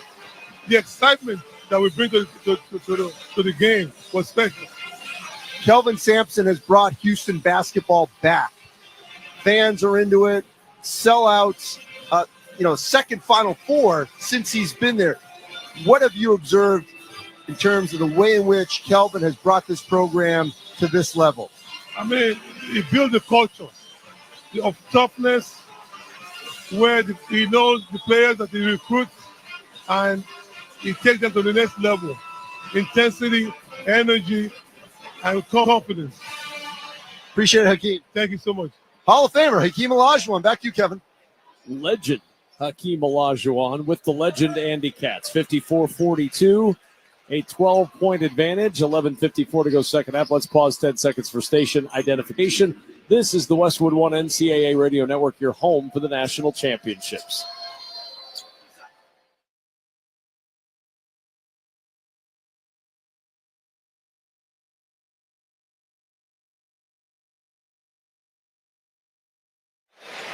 First free throw good for Cooper Flagg.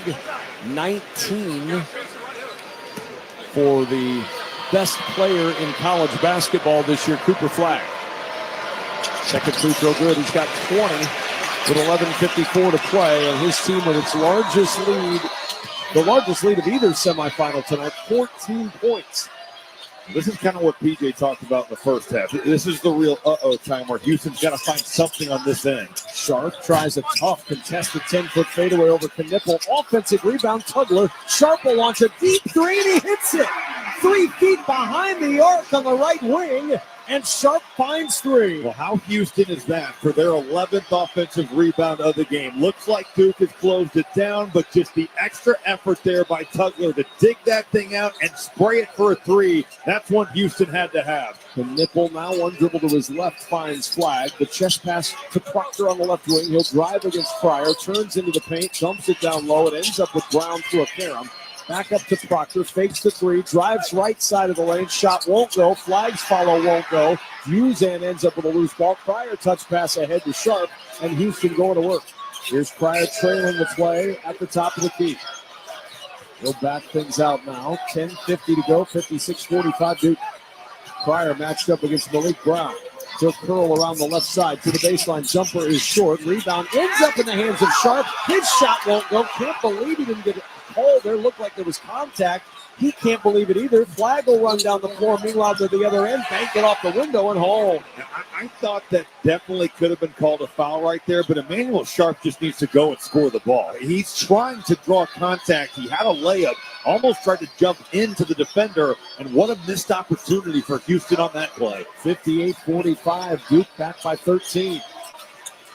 Sharp looking for some help, finds it from Pryor. Pryor driving, gets to the right elbow, pivot from there. Out it goes to Uzan. 7 to shoot, 10 to play. Crossover, Uzan into the paint. Floater, dives, back iron to Knipple, the two-handed rebound. What a luxury for Duke to have two guys in a Cooper Flagg and a Malik Brown that can switch 4 and 5 ways, get in the stance, and defend guards on the perimeter.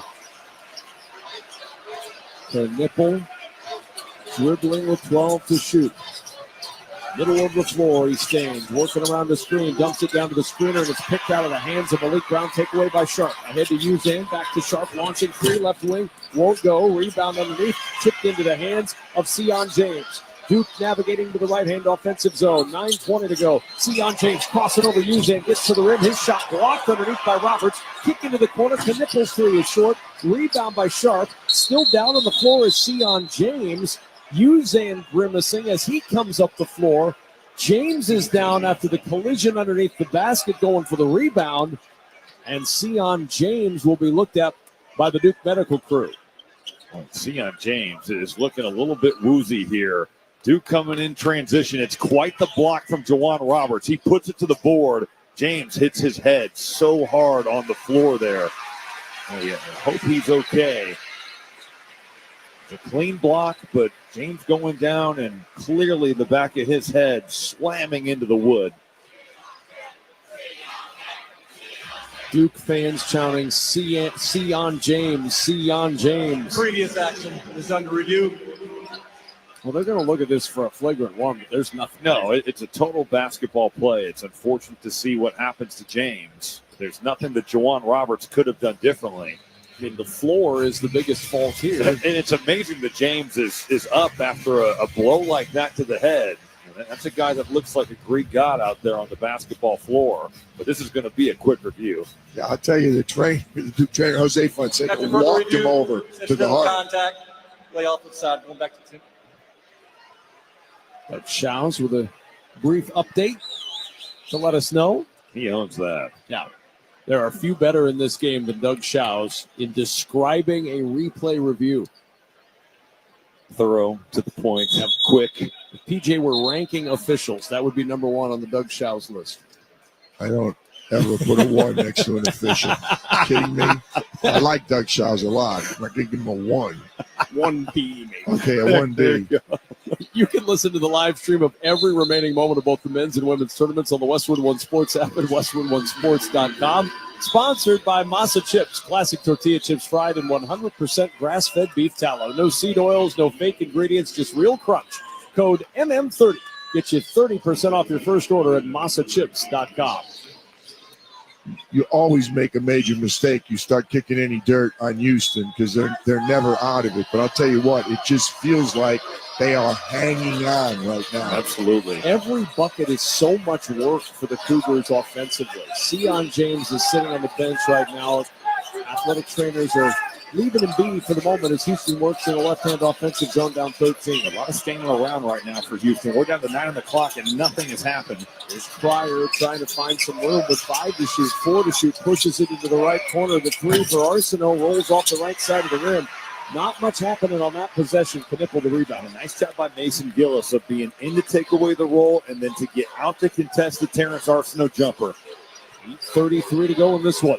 Duke hoping to hang on to meet Florida on Monday night. Mason Gillis will feed Knipple. Back it goes to Gillis. He looked at a 3, turns it down, goes over to Proctor on the left wing. Proctor driving down the left side of the lane, flips the ball in the air. Foul called as Proctor is fouled. Driving, he'll get 2 shots. They'll call it a shooting foul. Looked like he passed that one off, but it's going as a shooting foul. And Proctor to the line. He was trying to scoop it, but Kelvin Sampson told James Breeding, all right, if you're going to call that right here, then I better get that same whistle on the other end. I tell you, on the other end, there are a lot of Houston never be accused of being in a hurry, but there are a lot of very long possessions, and most of the possession is occurring outside the 3-point line. That's not good offense for Kelvin Sampson's team. I would say, PJ, Houston's not exactly a team that runs a ton of set plays. It's like Iverson cut for LJ, he gets his game on. You know, over the top pin down. It's not complex. It's just you've got to be able to guard those guys. Easier said than done. Yeah, then shoot the ball, and 3 guys climb all over the board that's the best and score. Exactly. Proctor 1 of 2 at the line, and Sion James returns to an ovation from the Duke fans. Amazing to see him back out there because he hit his head on the floor really hard. DeJuan Roberts handing it off to Pryor. Pryor leaning in for a 3. Top of the key, he hits. That 3 hit at the top of the key, and now JoJo Tugler is down on the floor. And Tugler being helped up. He's down at the free throw line, saying he got hit on the right side of his head. Battling for the rebound with Mason Gillis. Man, yeah. Mason Gillis, that off left arm. He's trying to block out, but he clips JoJo Tugler across the cheek right there. And the refs, we saw it in game 1, that they're going to have a decision to make here at the monitor. Timeout on the floor, 59-48. Duke by 11. You're listening to the men's Final Four on the Westwood One NCAA Radio Network. One of life's greatest mysteries has finally been solved. Who let the dogs out? Spruce! It's Spruce, the new hard-working, worry-free weed and grass killer that's safe for use around people and pets. When used as directed, spray the leaves for visible results in just 1 hour and dead weeds in just 1 day. You spray, they play. Weeds die by the next day. Find Spruce wherever weed killers are sold. At Lowe's, pros save big on the supplies you need to get the job done. With the new My Lowe's Pro Rewards program, get member-only deals every week and access to free standard shipping. Plus, members earn points toward exclusive rewards. Join for free today. Lowe's, we help, you save. Points are awarded on eligible purchases. Program subject to terms and conditions. Free standard shipping not available in Alaska and Hawaii. Exclusions and more terms apply. Details at Lowe's.com/terms. Subject to change. Hey, Green Gobbler here. So you've got a clogged drain in your bathroom. Water in the sink's overstaying its welcome. You're spitting today's toothpaste on top of yesterday's toothpaste. You hope that it go away. Yeah, clogs don't just go away. I make them go away. I'm Green Gobbler, the only clog dissolver you need. I'm bleach-free, safe for your pipes, and I work. Guaranteed or your money back. Because I never met a clog that was going to unclog itself. Green Gobbler. Let the gobbler get it. Taxes was taxing. Now taxes is relaxing when you file for free. I can file for free? TurboTax Free Edition. Roughly 37% of filers qualify. Simple Form 1040 returns only. See if you qualify at turbotax.com/free. I can file for free. Now this is taxes. File for free with TurboTax Free Edition and get your maximum refund. No schedules except for earned income tax credit, child tax credit, and student loan interest. See if you qualify at turbotax.com/free. Green. 59-48, Duke by 11. Let's check some of the numbers sponsored by GoodRx. Check GoodRx for simple, smart savings on weight loss medications and other prescriptions at GoodRx.com. 21 for L.J. Cryer, the only Cougar in double figures. 22 for Flag, 15 for Knipple for the Blue Devils, who've outscored Houston 24-12 in the paint and 12-11 on second chance points. And they've been reviewing the play a moment ago. And the word from the monitor is, After review, the contact by white number 18 has been deemed to be a dead ball contact technical foul. Any player for the black team will be allowed to shoot 2 free throws, and the black team will be awarded the ball on the baseline with 20 seconds on the shot clock. well, that's a huge turn of events. Cryer hit the 3 a moment ago. Cryer now will shoot the free throws, and Houston's going to get the basketball. As we expected, Robbie and PJ, this became a flagrant 1 foul. And I'm just blown away that this is an 11-point game with the opportunity to be cut to 9 here at the line and then the basketball. A massive turn of events right here. L.J. Cryer knocks down the first free throw. Major opportunity for Houston on this possession. First free throw attempt and make of the second half for the Cougars. Duke 6 of 7 in the second half. And he misses the second free throw. That's 2 misses tonight at the line for L.J. Cryer, who's at 92% on the year and had missed 8 the entirety of the season. For as good as he shot the ball, 7 of 11 from the field, 6 of 8 from 3. And that is shocking to see him miss that foul shot. Inbound on the right baseline, into Sharp on the right wing. Knipple right there on his hip. Feeds it back to Cryer. Cryer dribbling middle of the floor. Starts to go towards the Houston bench. Now back to the left side with Knipple. 8 to shoot. Cryer crossing over. Gets past Knipple. Runner on the way. Floats it home. Houston with an 8. 59-51. Still plenty of time with 7:38 to go. And the youngsters at home, you want to learn how to be a guard. Watch Clayton and Cryer tonight. 6-point possession for Houston. Here's Flag driving all the way to the rim. Can't get that layup to roll home. Roberts with the rebound, just a little strong for Flag. Cryer bobbing and weaving, lost the handle on the basketball, goes out of bounds. Kelvin Sampson took a swipe at it with his right foot to try to boot it. He missed it, and it'll be Duke ball. I give Knipple a lot of credit here. Now, did that hit his shoe? Because did. It looked like it did. He was trying to go between his legs, underneath from right to left there, and I can see why the referee would be tricked, but it definitely was off the defender, Knipple's shoe.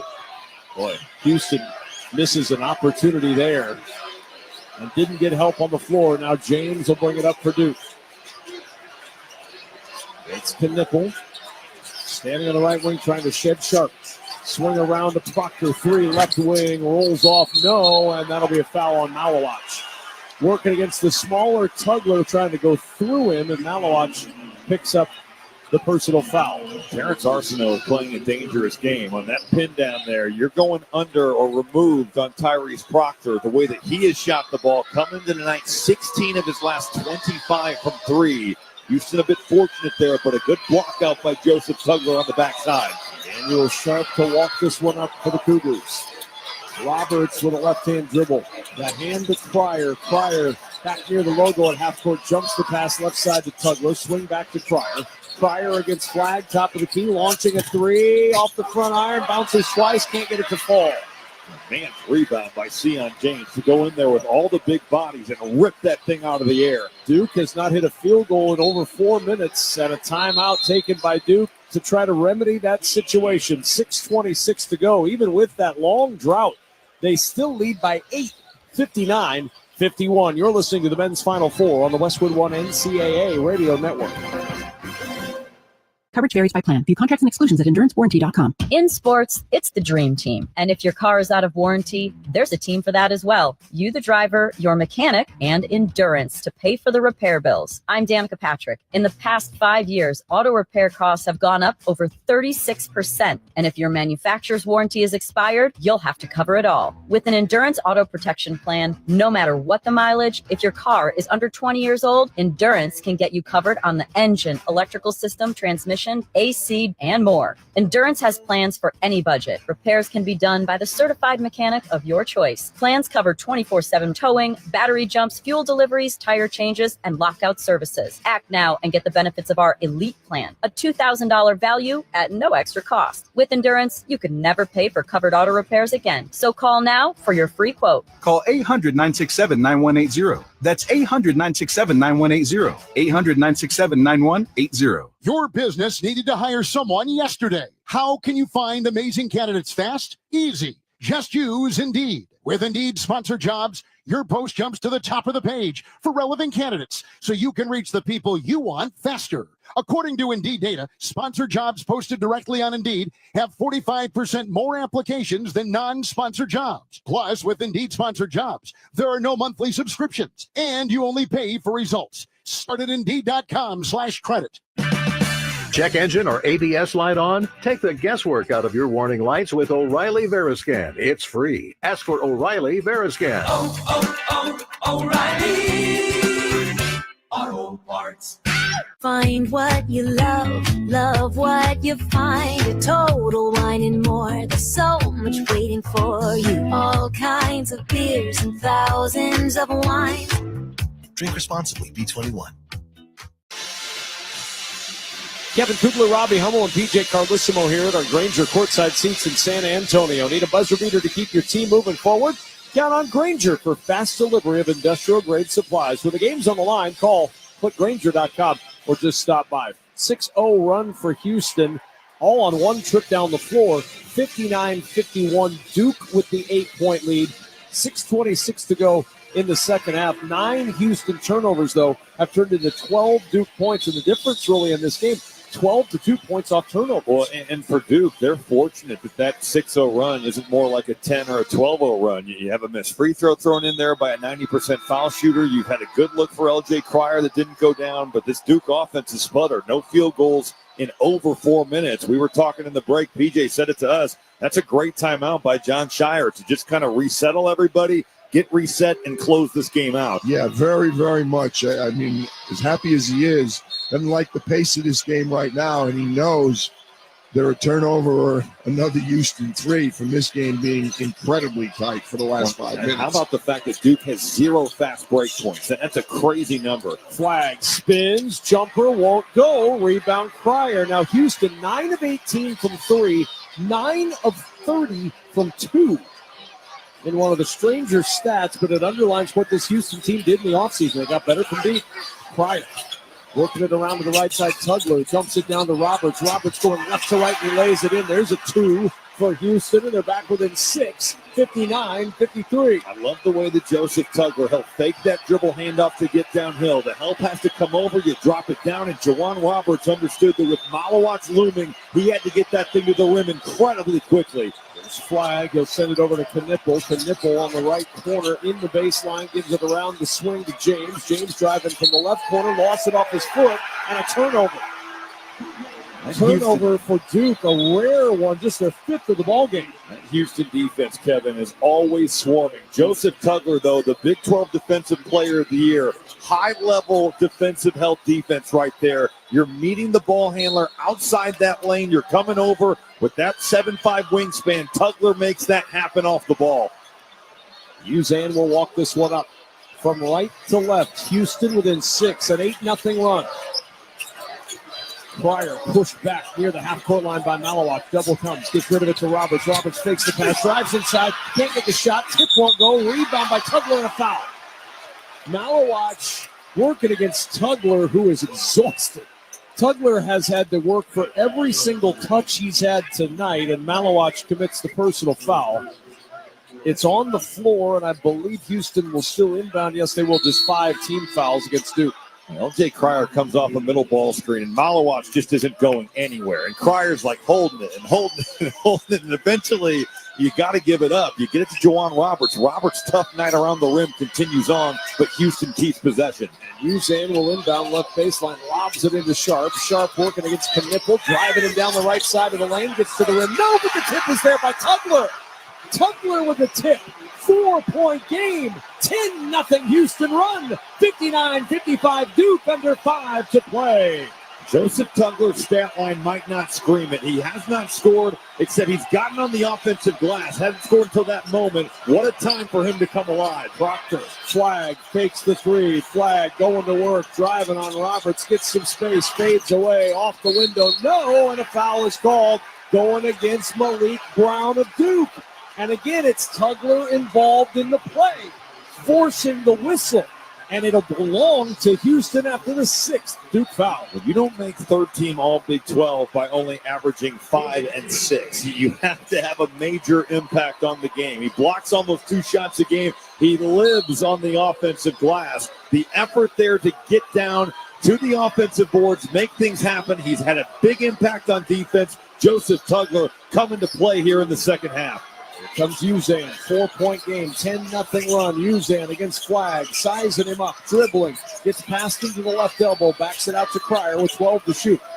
Cryer going to work, down by 4, 59-55. Cryer, little jab step, goes back to the left, 5 of the shot clock, rises up to the foul line. Shot won't go. Flag there for a big Duke rebound. He'll drop it off to James. He'll walk it up. We're about to go under 4 to play. National semifinal. Florida awaits the winner. Duke 59, Houston 55. Flag looking over at his head coach, John Shire. Gets the call. 12 to shoot. Flag going to work. Gets a screen from Proctor. Double team comes. Feeds it back to Proctor. Fakes the pass. Drives down the middle of the lane, and he lost the ball on the way up when he was fouled. Proctor on his way to the free throw line, and a timeout on the floor. What a finish we have in store here in San Antonio. Houston drawing ever closer. Duke's gone cold. They haven't scored in 4.5 minutes, but a chance to do so at the line when we return. You're listening to the Men's Final Four on the Westwood One NCAA Radio Network. This is the story of the one who, as a maintenance specialist for a historic high-rise, knows that vintage charm historically needs constant attention. Which is why when it's time to upgrade turn-of-the-century mechanicals, they turn to Grainger. With easy access to 1 million+ products and the scale to deliver when and where you need them. The right tools and supplies are never far away. So the one can keep that vintage building running like new. Call, click Grainger.com, or just stop by. Grainger, for the ones who get it done. With Marriott Bonvoy, take your game day rituals on the road. No matter how you show your team spirit, find a stay for your style when you explore our entire world of hotel brands and experiences. Marriott Bonvoy has a brand for every kind of fan. Marriott Bonvoy, official hotel partner of the NCAA. Explore more at marriottbonvoy.com/NCAA. Hey, Green Gobbler here. So you've got a clogged drain in your bathroom. Water in the sink's overstaying its welcome. You're spitting today's toothpaste on top of yesterday's toothpaste. You hope that it go away. Yeah, clogs don't just go away. I make them go away. I'm Green Gobbler, the only clog dissolver you need. I'm bleach-free, safe for your pipes, and I work. Guaranteed or your money back. Because I never met a clog that was going to unclog itself. Green Gobbler. Let the gobbler get it. Let's check the attendance sponsored by Uber Eats. Uber Eats is delivering game day deals from hundreds of your local favorites all week. Order now on Uber Eats. Product availability varies by region. See app for details. There are 68,252 in attendance here in San Antonio, and they've seen Houston close dramatically late in this game. Robbie Hummel, PJ Carlissimo, 4-point game now. Duke has gone ice cold, which Houston can do to teams, but a 10-0 run for Houston, and Duke hasn't scored since that 6-point possession that kind of turned this game. Well, give Houston a lot of credit because the toughness, the physicality, all the things that they're known for has shown through here as they have made their way back into this game. A 10-0 run where their defense has held Duke to 1 for their last 8. They have clamped down. They've been on the offensive glass. L.J. Cryer continues to be fantastic, but some of those other guys starting to come alongside him. There are a lot of tired players on both teams. You've got a lot of tired players, and it's almost like nothing's happening in the lane right now. They're getting fouled and getting to the line. You wonder, both teams making some threes. You wonder if a couple of three-point shots are not going to go a long way toward deciding this game. Also, and you know what, Kevin, before you take over here, it was really well done by John Shire. The execution, he was orchestrating that last play before we went to break. Just to, you've seen it in the first half.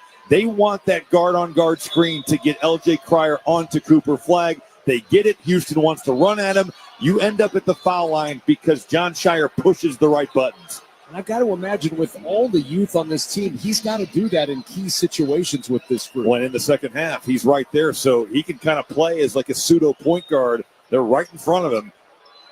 6 straight misses for Duke. The field goal drought is now 6 minutes and 47 seconds. In fact, Cooper Flagg's the only Blue Devil with a field goal in the last 9:40. Proctor at the line, snaps it with the first free throw.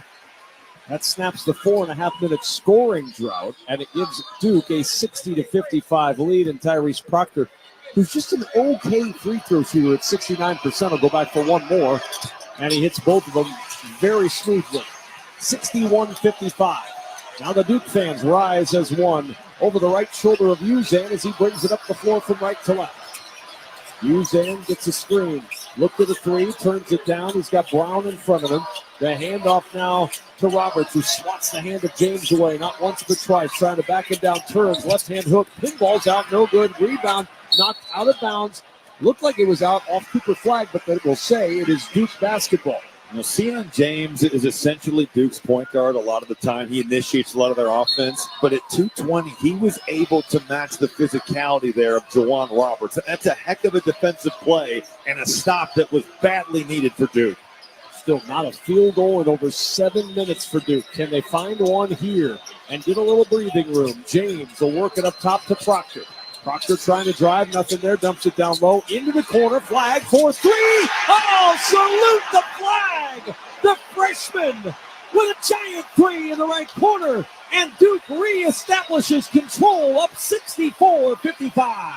Duke's bigs have done a phenomenal job when there's 2 on the ball and pick and roll. They are slipping out, and after that slip, Tyrese Proctor on the delivery, and then you got it across the floor to Flagg for the 3. Cryer weaving middle of the floor. Does Houston have an answer? He wanted a 3, just a little stumble, and then Flagg recovered. Here's Uzan against Knipple, rising up with 2 to shoot. Won't go. Offensive rebound, Tugler. Up top to Sharp. Fakes the 3, now shoots the 3. Strong, long rebound, Cryer. Another opportunity. Worked it back around to Tugler. Tugler on the drive against Knipple, spins, and Flagg throws it out of bounds. He went up with the shot, and here comes Flagg flying high again. And inside, you need threes right now. Cooper Flagg, 17 second-half points. That 3 was enormous. And a third block of the game for Cooper Flagg. Unbelievable help defense. I mean, Cooper Flagg has put on a show across the board. He has scored. He's made plays for others. He's guarded guards. He's come across the help defender there. What a player. Uzan looking, hearing, needs to inbound, lobs it into the backcourt to Emmanuel Sharp. 64-55, 2:12 to go. Sharp now will bring it up, 5 to shoot. Sharp goes past Flagg to the rim for 2, lays it in, and it's 64-57. Blue Devils by 7. Flag will bring it across. That's right. Cooper Flag will bring it across. Brings it up the floor. He's doing it all in this second half. He's got 25, 7 rebounds. James on the right-hand wing, giving it off to Proctor. Proctor, a little bobble, lost it off his leg, and a turnover by Duke and out of bounds. Their 6th turnover of the night. With 1:39 to go, get it back to Houston. He tried to just peel Tyrese Proctor off a pin down. Definitely active hands that hits off his knee. A little bit of life here for Houston. Cougars have to take advantage. Every possession so important. Got to score almost every time down the floor. And Wilson, Brown runs out and just runs right into. It's a 1-and-1 here. It's a 1-and-1 situation. I'm not sure Emmanuel Sharp was going around the screen and just running into him was Malik Brown. Malik Brown kind of lost his mind there. You just have to be solid. You don't have to give the world's greatest heads there. You just have to be in a place where you're defending it solidly and getting back to your man. John Shire was arguing the call. Not a lot to argue on that one. Sharp at the line, 88% on the year. Front end of the 1-and-1 is good. 2 for 3 now tonight for Sharp at the line. And a 6-point Duke lead with 1:27 to go. Malawach will return. The 7'2" freshman re-enters the ball game for the 6'9" transfer from Syracuse. So 3 freshmen, the grad transfer from Tulane, and the junior for Duke on the floor. Sharp with one more at the line, hits them both. 64-59. Houston will take the timeout. 1:27 remaining. These Houston Cougars at one point or another looked like they were almost done. They were down 14 near the 8-minute mark, but they've been able to cut it back to 5 once more. You can listen to Westwood One's exclusive coverage of NCAA championships for free on the Varsity Network app. In addition to both the men's and women's championships, next week you can hear all 3 games of the men's Frozen Four, and in the coming months, the men's lacrosse semifinals and championship, plus the men's and women's College World Series. Download the Varsity Network app now and search NCAA championships. PJ, 5-point game here. Both of these coaches working on strategy. What do you expect to see coming off the timeout? Well, I expect to see the ball in Cooper Flag's hand at some point, taking it to the rim. But I'm telling you, it has gotten so tough putting it on the floor, trying to finish inside, a penetrating kick, and I could see another 3 coming from Duke, but I'm not so sure other than Kahn or Cooper Flag who's going to do that. It will be interesting, PJ, to see if John just goes right back to the well. If you can, whoever LJ Cryer is guarding, you get the flag, you set a ball screen, you get the switch. Houston hasn't been great at rotating out of that. 64-59. Houston will extend a little pressure. This might be more than a little pressure here, Kev, too. Sion James looking to get some help, needs to inbound, and he calls timeout. So Sion James will take the timeout. The Blue Devils now out. No, 1 timeout left, 1 timeout remaining for Duke. Houston has 2 remaining. And with 1 minute, 27 seconds to go, another opportunity to inbound and more pressure, I'm sure, Coach, applied by Houston. Yeah, and again, he's turning it up. They're like a lot of teams that kind of pressure the whole game, just put pressure on you, just take some time off the clock, and then all of a sudden late in the game they ratchet it up. That's what they're doing right now. But he's telling his team, guys, we don't have to foul. We just play straight up. We get the ball. We got a chance to make this a 1-possession game. So I'm sure Kelvin Sampson is encouraging his guys. John Shaw is telling his guys, it is time for us to execute on the offensive end. And I will say, as an inbounder, it can be a lonely feeling, A, when nobody's getting open, and B, when you've got a guy like JoJo Tugler on the basketball. You're like, somebody please get open for me. Inbound again with pressure coming, and a foul is called. They need to do that. Sharp commits the foul. Cooper Flag is going to go to the line for a 1-on-1 opportunity. He's a little gingerly getting up here. He's kind of grabbing at that ankle. I mean, look at the way he's moving, Kevin. He's certainly feeling it. Well, that's not what you want to hear if you're a Duke fan. He hit the deck hard working against Sharp. The foul goes on Sharp, just his second, and Cooper Flag, who, like almost everything else he does, is really good at the free throw line. 83%. Only 83%. Yeah, only 83%. What happened on the other 17% of those shots, Cooper Flag? Come on now. What a line he's put together. 25 points, 7 rebounds, 4 assists, 3 blocks, and 2 steals. That's a complete game right there. And that's sort of been the story with his line all year long as he bends the knees. The front end of the 1-and-1 is good. He was the first Division I player in the history of the game to have 675 points, 250 rebounds, 150 assists, 50 steals, and 40 blocks in one season. I think everybody who's played this game. It's unbelievable. Flag with one more at the line. And both free throws good. Cooper Flag. So calm. 27 tonight for the freshman. And the Wooden Award winner, the National Player of the Year. Sharp will bring it up with 1:20 to go. Sharp working against Malawatch. Gets past the big man. Drives inside. Contact came and a whistle. And a foul is called. That late switch brought extra contact in. And 2 shots are coming with the clock stopped. 1:14 to go. And Emmanuel Sharp heads to the free throw line. Malawatch called for the foul. Emmanuel Sharp, a little crossover dribble, and you got Flag going up there. You got Malawatch coming over, and I think he just doesn't need to swing down. You know, if Emmanuel Sharp is going to make it over the top of Flag and one of the best shot blockers in the ACC, you live with that. Free throw rolls around and home for Sharp. 6-point game, 1:14 to play in this one. Florida waiting. They've got the winner Monday night for the national title. And back-to-back made free throws for Sharp. Bring it to a 5-point game again, 66-61. James. Oh, he stripped it out of his hand. Out of his hand. That's going to be a tech. Yep. Before he brought it in on the inbound, he stripped it out of James's hands, and that's a technical foul. Or Kelvin Sampson just dropped to one knee. He can't believe that that's what happened, but Joseph Tugler essentially reached in and knocked the ball out of Sion James' hands as he was inbounding. Tugler just punches the side of his head.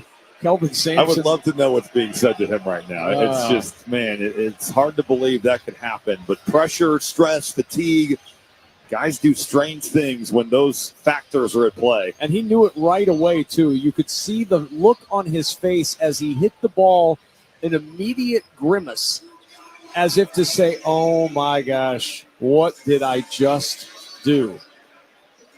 Swiped at that basketball, knocked out of his hands, the technical foul called. They confirm it over on the monitor.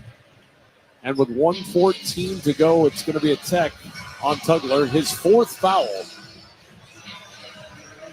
You hate this for Houston because they've hung in the entirety of the game, and they haven't had their fastball, but they've found a way to stay in this thing, and you just don't want to see it end on a play like this. After review, it's been ruled that black number 11 touched the ball while it was out of bounds in the thrower end. That is a Class B technical foul. Any player on the white team can shoot the ball. One shot, white team ball out of bounds with the privileges to run the baseline. Normally Doug Shows does that job, but James Breeding, excellent work breaking that one down over on the sideline. The sharing on this crew. It's you don't been, see that very often. Been impressive. Usually it's a one-man band. Been a well-officiated game tonight. Knipple, free throw good. James Breeding made an important point also. You retain the ability to run the end line because inbounding the ball against Houston that matters. is difficult. So now a 6-point lead as he hits the free throw. Knipple good on that free throw attempt. He's got 16. Duke will inbound once more. Sion James will inbound. This time it'll be Roberts. They're not even going to get his way. They'll inbound to Knipple. Knipple trapped, gives rid of it to James. Sion James will bring it up the floor from left to right. 67-61. James across the timeline. 1 minute to go in the national semifinal. James with the shot clock at 12. Brings it over to the right wing, picked up by Uzan on a switch. Feeds it over to Knipple, middle of the floor. 5 to shoot. Knipple on the drive. Gets inside. Tugler with a block. Ball poked free. Ends up with Sharp. Houston with a basketball. Down by 6. Sharp probing. Stops. Top of the key. Kept his dribble alive as he slipped down. Gets rid of it to Uzan. Uzan back to Sharp. Waits for traffic to clear. Launches and hits a 3. Timeout Houston. Emmanuel Sharp with a 3 on the right wing, and the Cougars are within 3 with 32.4 to play in San Antonio. You don't see the Duke defense make mistakes like this very often. A screen between Sion James and Cooper Flagg. It's as simple as communicating out the switch, but they break down right there. Emmanuel Sharp with a big 3, and that Houston miscue with Tugler seemed like the end of the world. It only gives up 1 point, and now you get 3 right back here on that play. How does Houston win 34 games? Because when they're up against it, they know they came up with the defensive stop. They know they needed 3. They executed. We saw similar, really. Auburn did some really good things with their back up against the wall. And no excuse, any of these teams that got here, they handle endgame situations. Houston's lost 1 time this year in regulation. 1 time. That was a 5-point loss in game 2 against the Auburn Tigers. The other 3 losses by 5 in overtime to Alabama, by 3 in overtime to San Diego State, and by 6 in by 1 in overtime against Texas Tech. This is a team, as Robbie said earlier, that does not get blown out. And they're not getting blown out in a game in which it looked like they might about 8 game minutes ago. Well, and they clearly have not had their offensive fastball tonight. You know, we've seen L.J. Cryer put up 24, but Uzan only with 7. Certainly Emmanuel Sharp has not been as good as we have seen in past games, has 16, but he's 4 of 13 from the field. But the toughness, the physicality, the defense, those are non-negotiables with Kelvin Sampson. It's given them a chance, and it's going to have to continue to be a factor here. 32 seconds to go. You're down 3. You're going to have to turn the pressure up once again right here. Each team with a timeout. They cannot afford to play this entire possession out. Obviously, it is only a 2.4 difference, but they can afford to try and steal the inbounds pass and at least 1 good trap before they do go to the foul game. James will inbound for Duke. On the baseline, looking, moving. It's poked away from Flagg. Out of bounds. And now a spot throw it. I'm telling you, Kevin, I have been this guy in games like this. The loneliest feeling ever right now is what Sion James is feeling, because you're just hoping that somebody gets open. Each team has 1 timeout. Possession arrow is favoring Houston. Officials conferring. And now they're going to review this. They're going to go look at this to see if it was tipped out and then caromed off. They're going to check possession, then check clock as well. Clock's got to be close to right. If Houston requested this, a timeout is at stake, and they only have 1 left. Right. So if Houston requested it, let's see. The previous play is under review for out of bounds and timing. Okay, so they're looking for both. Kelvin Sampson had 5 fingers in the air. He wanted a 5-second count.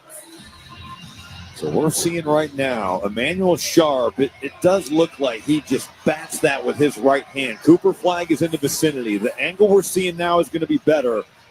That's definitely off Emmanuel Sharp. Yeah, his right hand got in front of the left hand of Cooper Flagg. The ball arrived at about the same time, but it looked like it was Sharp's fingers that pushed it forward and out of bounds. And we still have the 2.4 second difference on the clock. Now the question's going to be, as they check timing on this, the question is going to be, will Houston lose their timeout? They should, because if they were indeed requesting, Now, unless the officials huddled up and decided to check the monitor, which is their ability to do under 2 minutes and a half or at the end of game. Kelvin Sampson does not like the speed of the review. After review, the call on the floor of white basketball stands. The clock will be adjusted to 31.8 seconds, the time at which the ball hit out of bounds. Okay, so it must not have been a requested review by Houston. That's big, too. That's a really important detail there. So that retains the Houston timeout. Duke has the timeout. Any fouls at 1-1, by the way. Sion James has got to understand this is a spot throw. And how many times have we seen guys go away from the baseline and totally forget? Keith Kimball just told him the official, what good officials will do in this situation. But the difficulty for John Shire right now is it's obviously the end line away from his bench, so you can't communicate with your team. Yep. That's a challenge. Totally. It looks like right now that Duke is lining up to actually score on the other end. They're just trying to get this thing in. Remember, possession arrow Houston. Any tie-up, and it's Houston ball. He's got to lob it in, and it's deflected away, and Sharp for the steal. Out it comes to Wilson, humming for a three on the right wing. No good. Tip jam by Tugler. 1 point game, 67-66. Duke by 1, 25.5 to go. James will inbound, running baseline into Knippel. Knippel trapped in the corner, throws it to midcourt Proctor. Proctor across the timeline. He's fouled by Wilson. How about Malik Wilson hunting the three, missing it, and then JoJo Tugler out of nowhere with that tip jam to bring it to within 1. I don't think it was worth the trade-off, but interestingly enough, the technical foul, they go down, they go back there, and then they get a deflection, and all of a sudden it becomes a spot violation, and it is so much more difficult to inbound the ball. Well, credit Houston because so many teams would fold, but these guys are never going anywhere. They have given themselves a chance and done so under some extremely tough circumstances. Proctor, the front end of the 1-and-1, 69% shooter, misses it, and a foul is called on Cooper Flagg. Trying to reach around Jawan Roberts. He commits the foul, and Roberts, a 63% shooter, will march to the other end for a 1-and-1 to potentially give Houston the lead. Jawan Roberts is just blocking out. It's your typical free throw block out, and you've got Cooper Flagg reaching right over the top. It's pretty much a textbook over the back. This has been an incredible turn of events here over the last couple minutes. So Roberts, who's 1 for 2 tonight, they'll sub in Wilson. Jawan Roberts, the winningest player in Houston basketball history, will line up for the biggest free throws of his life. But to get the second, he needs the first. Big exhale. Wipes his left hand on his pant leg. 2 dribbles. Bends the knees. Roberts' free throw ties this game at 67. He's trying to quiet down the crowd. I will say, PJ, that's a very unconventional free throw, but in the biggest pressure moment of his life, he gets it to go. And now the next biggest free throw of his life to give Houston the lead. Everyone on pins and needles. Bends the knees. Free throw is up. It is good. Houston leads for the first time since it was 6-5. Inbound coming to James. James will pick it up at half court. Timeout Duke. 17.2 to go. Houston 68. Duke 67. An improbable comeback for the Houston Cougars to lead by 1. They just never go away. It's honestly unbelievable. A 7-0 run over the last 16 seconds. You're dead in the water. The game is pretty much over, except for the Houston Cougars and Kelvin Sampson. It really never is. Toughness, everything about this program on display right now. Couple of sub 70% free throw shooters called on to step up. Really interesting to me, after the second one goes down, Houston does not stay with the press. It's been so good to them right now. They say, it's all right, we'll trust our half-court defense. Duke has the ball, obviously a great opportunity to regain the lead. But with all the trouble that Duke has experienced inbounding the ball, you would have thought maybe Houston stays with the full-court pressure. Yeah. Well, you have to assume here that this is going to Cooper Flagg. You just had a mistake. You commit a foul 94 feet away from the other team's basket. They make 2 free throws, but this is now your time. And they're going to put the ball in his hands. You can get it there in a variety of ways, whether it's him setting a pick and roll and short rolling, it's him posting. The problem is if you set him a ball screen, if you post him, the double is coming.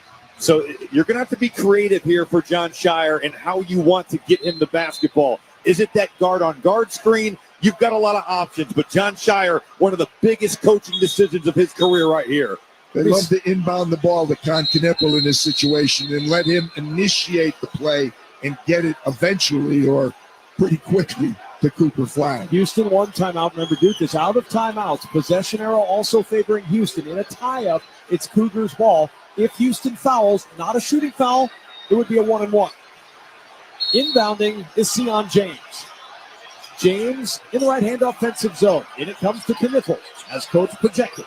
Over to the left side and Flag. 13 seconds. Flag to work against Roberts. Trying to back him down. Curls into the paint. Fadeaway jumper. Short. Rebound underneath. Malik Wilson of Houston gives it off. Now to Cryer. Cryer is fouled. 3 seconds to play. Cryer is fouled. He'll march to the other end for 2 free throws. Flag misses the jumper. Houston with an opportunity here to go to a 3-point lead. They're going to look at the clock. Right now it says 2.5. I think it's going to have about a half second added to it after the Flag miss in the paint. Karam's off the front iron, and Malik Wilson snares the rebound. Well, he used the spin. He got to a turnaround jumper. He got a pretty good look, but precious time ran off that clock. Duke was trying to foul. They couldn't get it. And this clock runs down to, like you said, 2.5 here, Kevin. This has been an incredible turn of events. Houston hasn't even played well on the offensive end of the floor, but they've hung in there. They gave themselves a chance. They put game pressure on Duke, and Duke is wilted here down the stretch. That critical delay in committing the foul. Sion James was right there. I think he tried to commit the foul. Yeah, Knippel's trying to foul, but not on Sharp, who has the ball. Emmanuel Sharp has the ball in the corner there, PJ, and they just couldn't get to him. And how about the fact that the last point Duke scored in this game was the technical free throw? That's the last point the Blue Devils have scored. How important has the rebounding been down on this end of the floor? Massive. And if you're Duke right here, you've got to think, if these 2 foul shots go down and it becomes a 3-point game, you've got to maybe think about throwing at the length of the court so that Houston, they're going to foul.